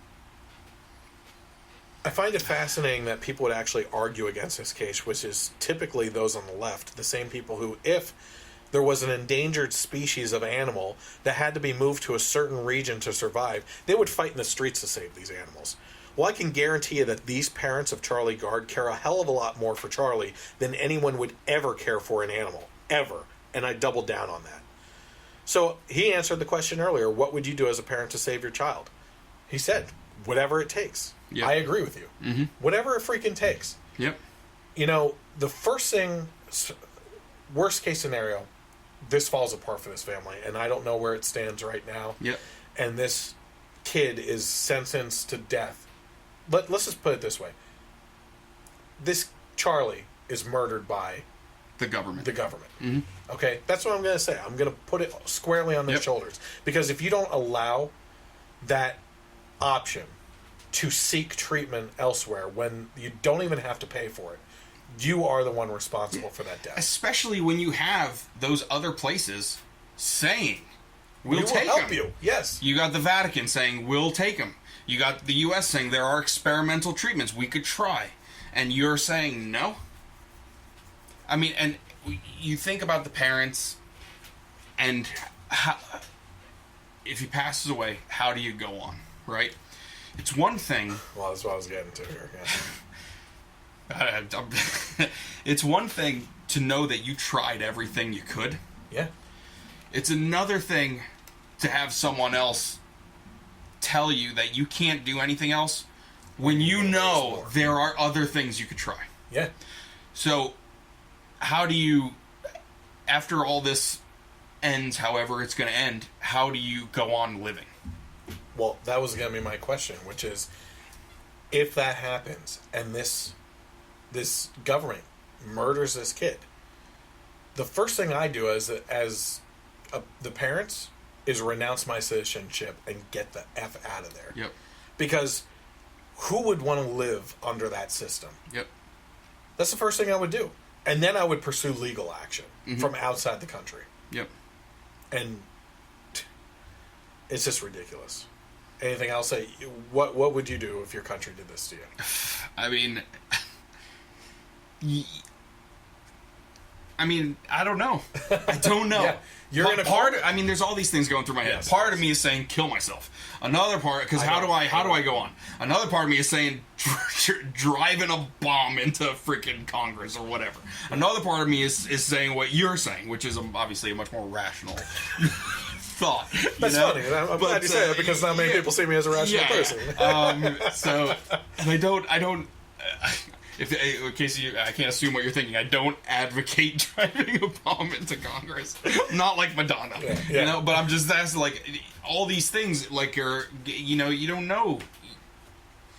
To have these people telling you that you can't even try for your child. I mean, I don't know. I don't know what I would do. Well, I ended it with this. We just celebrated Independence Day on July 4th this week. As we told England to bugger off, as they like to say, we removed ourselves from their monarchy, ridiculous rule, and policies, and established a land of freedom. Thank God we had men of fortitude, courage, and backbone back in the 1700s that did what they did, because if it were up to our limp, wet biscuit citizens of today, they would be saying, but I love the socialist policies of England. Please, Mommy, don't take my tyranny away. You know, I mean, my wife posted the best meme on my Facebook page, which, if I can get to it real quick here, it was for the 4th of July, and they're facing off with the redcoats, and the redcoats are saying, give up your religious liberty, guns, free speech, and pay large taxes to pay for our reckless and out-of-control spending. And they said, the Americans are saying, no thank you. However, generations from now, some of our own citizens will seek to carry out your vision. Ironically, they will call themselves progressives. Yeah. You know, I've wanted to say this a couple of times, and I just never got a chance to, but I kind of hate that they hijacked the word progressives. Progress is a good thing, you know? Yeah. And they've hijacked it. And we're the enemies of progress. Yeah, we're the enemies of progress. You know, I mean, I hate that. I hate that term. I just want them to go back to being stinking, bleeding heart liberals. Yeah, and Dave Rubin has a great point. They're actually the regressive. Regressive left. Yep. There are a lot of people out there. Dave Rubin just happening to be a gay liberal, you know, to be one of them. Yeah, the classic liberal. Classic liberal. Yeah. You know, but there are a lot of people that use the term regressive left, which is a lot more accurate. And he had that coming to, moment this past year. Mm-hmm. He was getting into it and then just started seeing things falling apart on the left and was like, no, this is... You're doing exactly what you have preached against for years. Yeah. You're regressing. Mm-hmm. And that's why he came up with that. So, remember that Spider-Man Homecoming comes out tomorrow. So, the Generation Y Conservative movie review... Or today. I'm sorry. I wrote this yesterday. Came out today. So, I haven't seen anyone on Facebook talking about it yet. Yeah, well, I mean, on Thursday nights, the first showings were like around 7 p.m. Yeah. So, and then, tomorrow's the first full day. There are so many good movies coming out this year, but this is the one I am most excited for. Yep. And I don't like the first 2 Thor movies. I wasn't a big fan, but I'm almost just as excited. I love the direction they're going in for the third one. Yeah, it looks great. So, so you can catch up with that review shortly. It should be up by. We're going to see it later this coming week, probably, and we'll review it then. So I usually get those up and done pretty quickly because it's. Yeah, they don't take so long to upload. Maybe and also you want to. Right. Hang around with some liberals. I'll have to put on my skinny jeans and my beanie. Yeah. Put a scarf around me in 90+ degree heat. And then sit there with my Apple laptop. Get a unicorn frappuccino. Yes. Oh, do you want to sit with me? Let's do it. Let's just upload together. Yeah. Yeah, that sounds dirty. Whatever. You wanted to say something. But with the movie reviews too, it's you don't want to get them out there like 3 weeks into the run too. Yeah, exactly. That's what I'm trying to do as quickly. Yeah. But I want to thank Mike for joining me again. So pleasure, as always. You didn't invite yourself back for next week. That was understood. Anyway, so remember you can follow along with the Generation Y Conservative, which is just... I am just a representative. We are conservatives, and there are those of us out there, Xennials or Zennials, or whatever we're called now. Maybe next week we'll throw in that video and we'll talk about that one that you posted on Millennials. Yeah, Tracy actually found that. He's hilarious. He does the vegan stuff. And he has one. I mean, he just does whatever. He has one about gun control that I thought was pretty funny. Yeah. Like he says, you know, we have the Second Amendment to fight in case the government ever wants to take over, so we can form a militia, so that, you know, if the government ever comes with their tanks and aircraft carriers and jet fighters, I can fight against them with my 9mm and have a chance. It was pretty funny. You know what, though? That is a serious question to me from liberal friends. That when you use the Second Amendment for its original intended purpose, which is to fight a tyrannical government, my one liberal friend has argued against me and this other friend in a group discussion. How do you expect to fight a government that has nukes or jet fighters or Hummers, tanks, and you know, missile launchers and everything else? And my answer is always, at least I'm not rolling over and letting them take over my life. I'd rather go out in a blaze of glory trying to fight for my freedom. I don't care if I only have a 9mm in my hand going against a missile launcher. I'm not going to roll over and let them do it to me. If it's a tyrannical government. So anyway, remember that you can follow along with the Generation Y Conservative on Facebook. You just need to search for the Generation Y Conservative. The information's down at the bottom for that. And YouTube, you can search for us. I encourage you and ask of you to please follow along. You can hit like, and under the following section under the Facebook page, you can get notifications to let you know when we go live with the podcast. You can also head to the YouTube page, subscribe to the channel, and hit the bell notification for when videos are published. And then you can also interact with me at any point in time on Twitter, at Gen Y Conservative without the E on the end. This podcast is always rebroadcast after the live version on Facebook on Sundays from 3 to 6 p.m. On KLRN Internet Radio. So I want to thank them for carrying me as always. They also put me on iTunes, so you can subscribe to me there. And you can also find me on Google Play and Stitcher. Biggest thing I ask of you is, whether you agree with me or not, get involved in the conversation, whether it's in the comments section under the videos, on Twitter, or on the comments on the YouTube page, and share with your friends and family, especially those that are like-minded individuals that you know would like something extra to listen to. You know? Yeah. Even if you disagree in the comment section, let's start that solutions party, you know? Yeah. Talking and I'm all about solutions. It out and going from there. Yeah, I mean, I bust on people for their opinions and everything, but I think for the most part, Americans agree on the problems. Right? It's just that we are conflicted with solutions on how to resolve those things. Well, let's talk about that. Tell me what your solution is. I'll tell you what my solution is, and then we'll talk about where it intersects and where we can work together on things. Kind of like Mark Duplass, that actor from The League that was on the show. Thank God for him. Yeah, he's a liberal, and he was on Steven Crowder's show, and Crowder was even kind of trying to dig him into, like, oh, well, you don't believe this, you don't believe that, and he said, listen, I'm not here to talk about the things we disagree on. I'm here to find the things we agree on and build on that, to kind of bring us together instead of just pushing us apart, which is awesome. He actually said, too, in regards to that, he's a great actor, by the way. He's funny. The League is one of my favorite comedies ever. The Shiva. Oh my, Shiva comedies. Oh my God,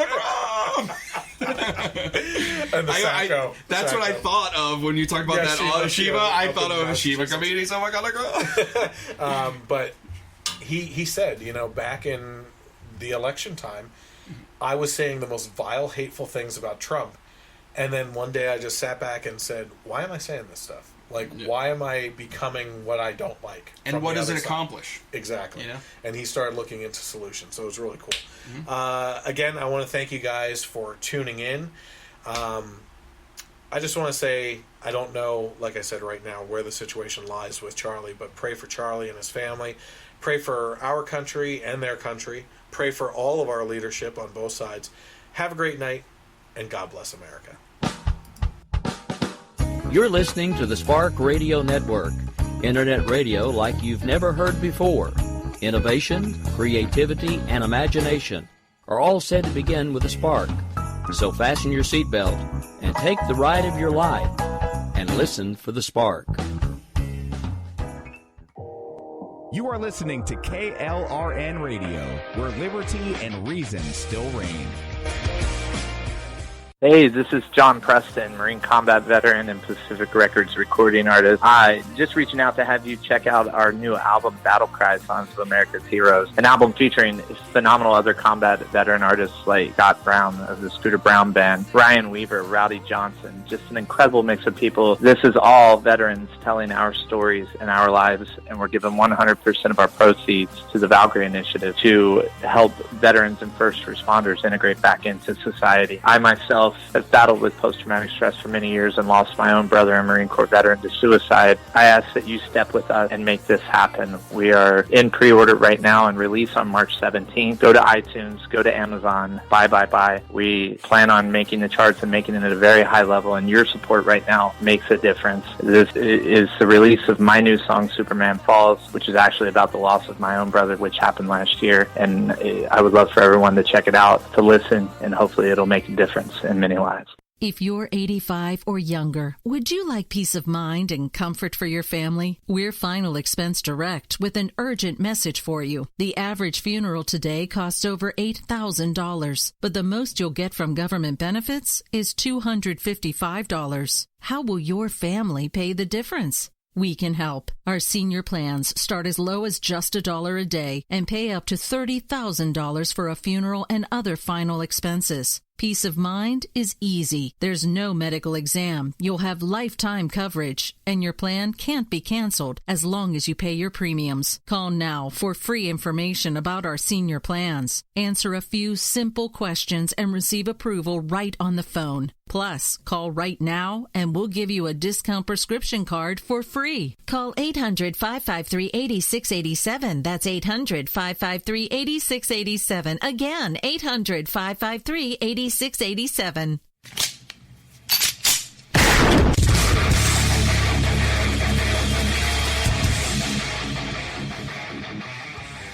This is Slickery Trigger for Rebel Road Tactical. With proper care and feeding, your pistol will be ready when you need it. There to save your life. Shouldn't your gear be that good?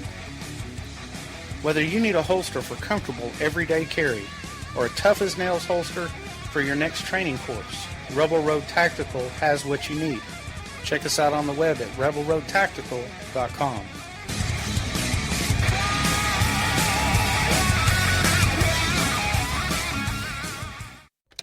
Sometimes riders feel lost, unsure why a passage may not be working. It takes another set of eyes to help us nurture our writing into full maturity. At Black Wolf Editorial Services, we strive to enable writers to develop and grow, offering manuscript critiques and line edits through a mentoring editorial style. We also offer assistance on generating a writer's bio for your websites. Black Wolf Editorial Services, nurturing your writing into maturity. For a full list of services, visit blackwolfeditorial.com.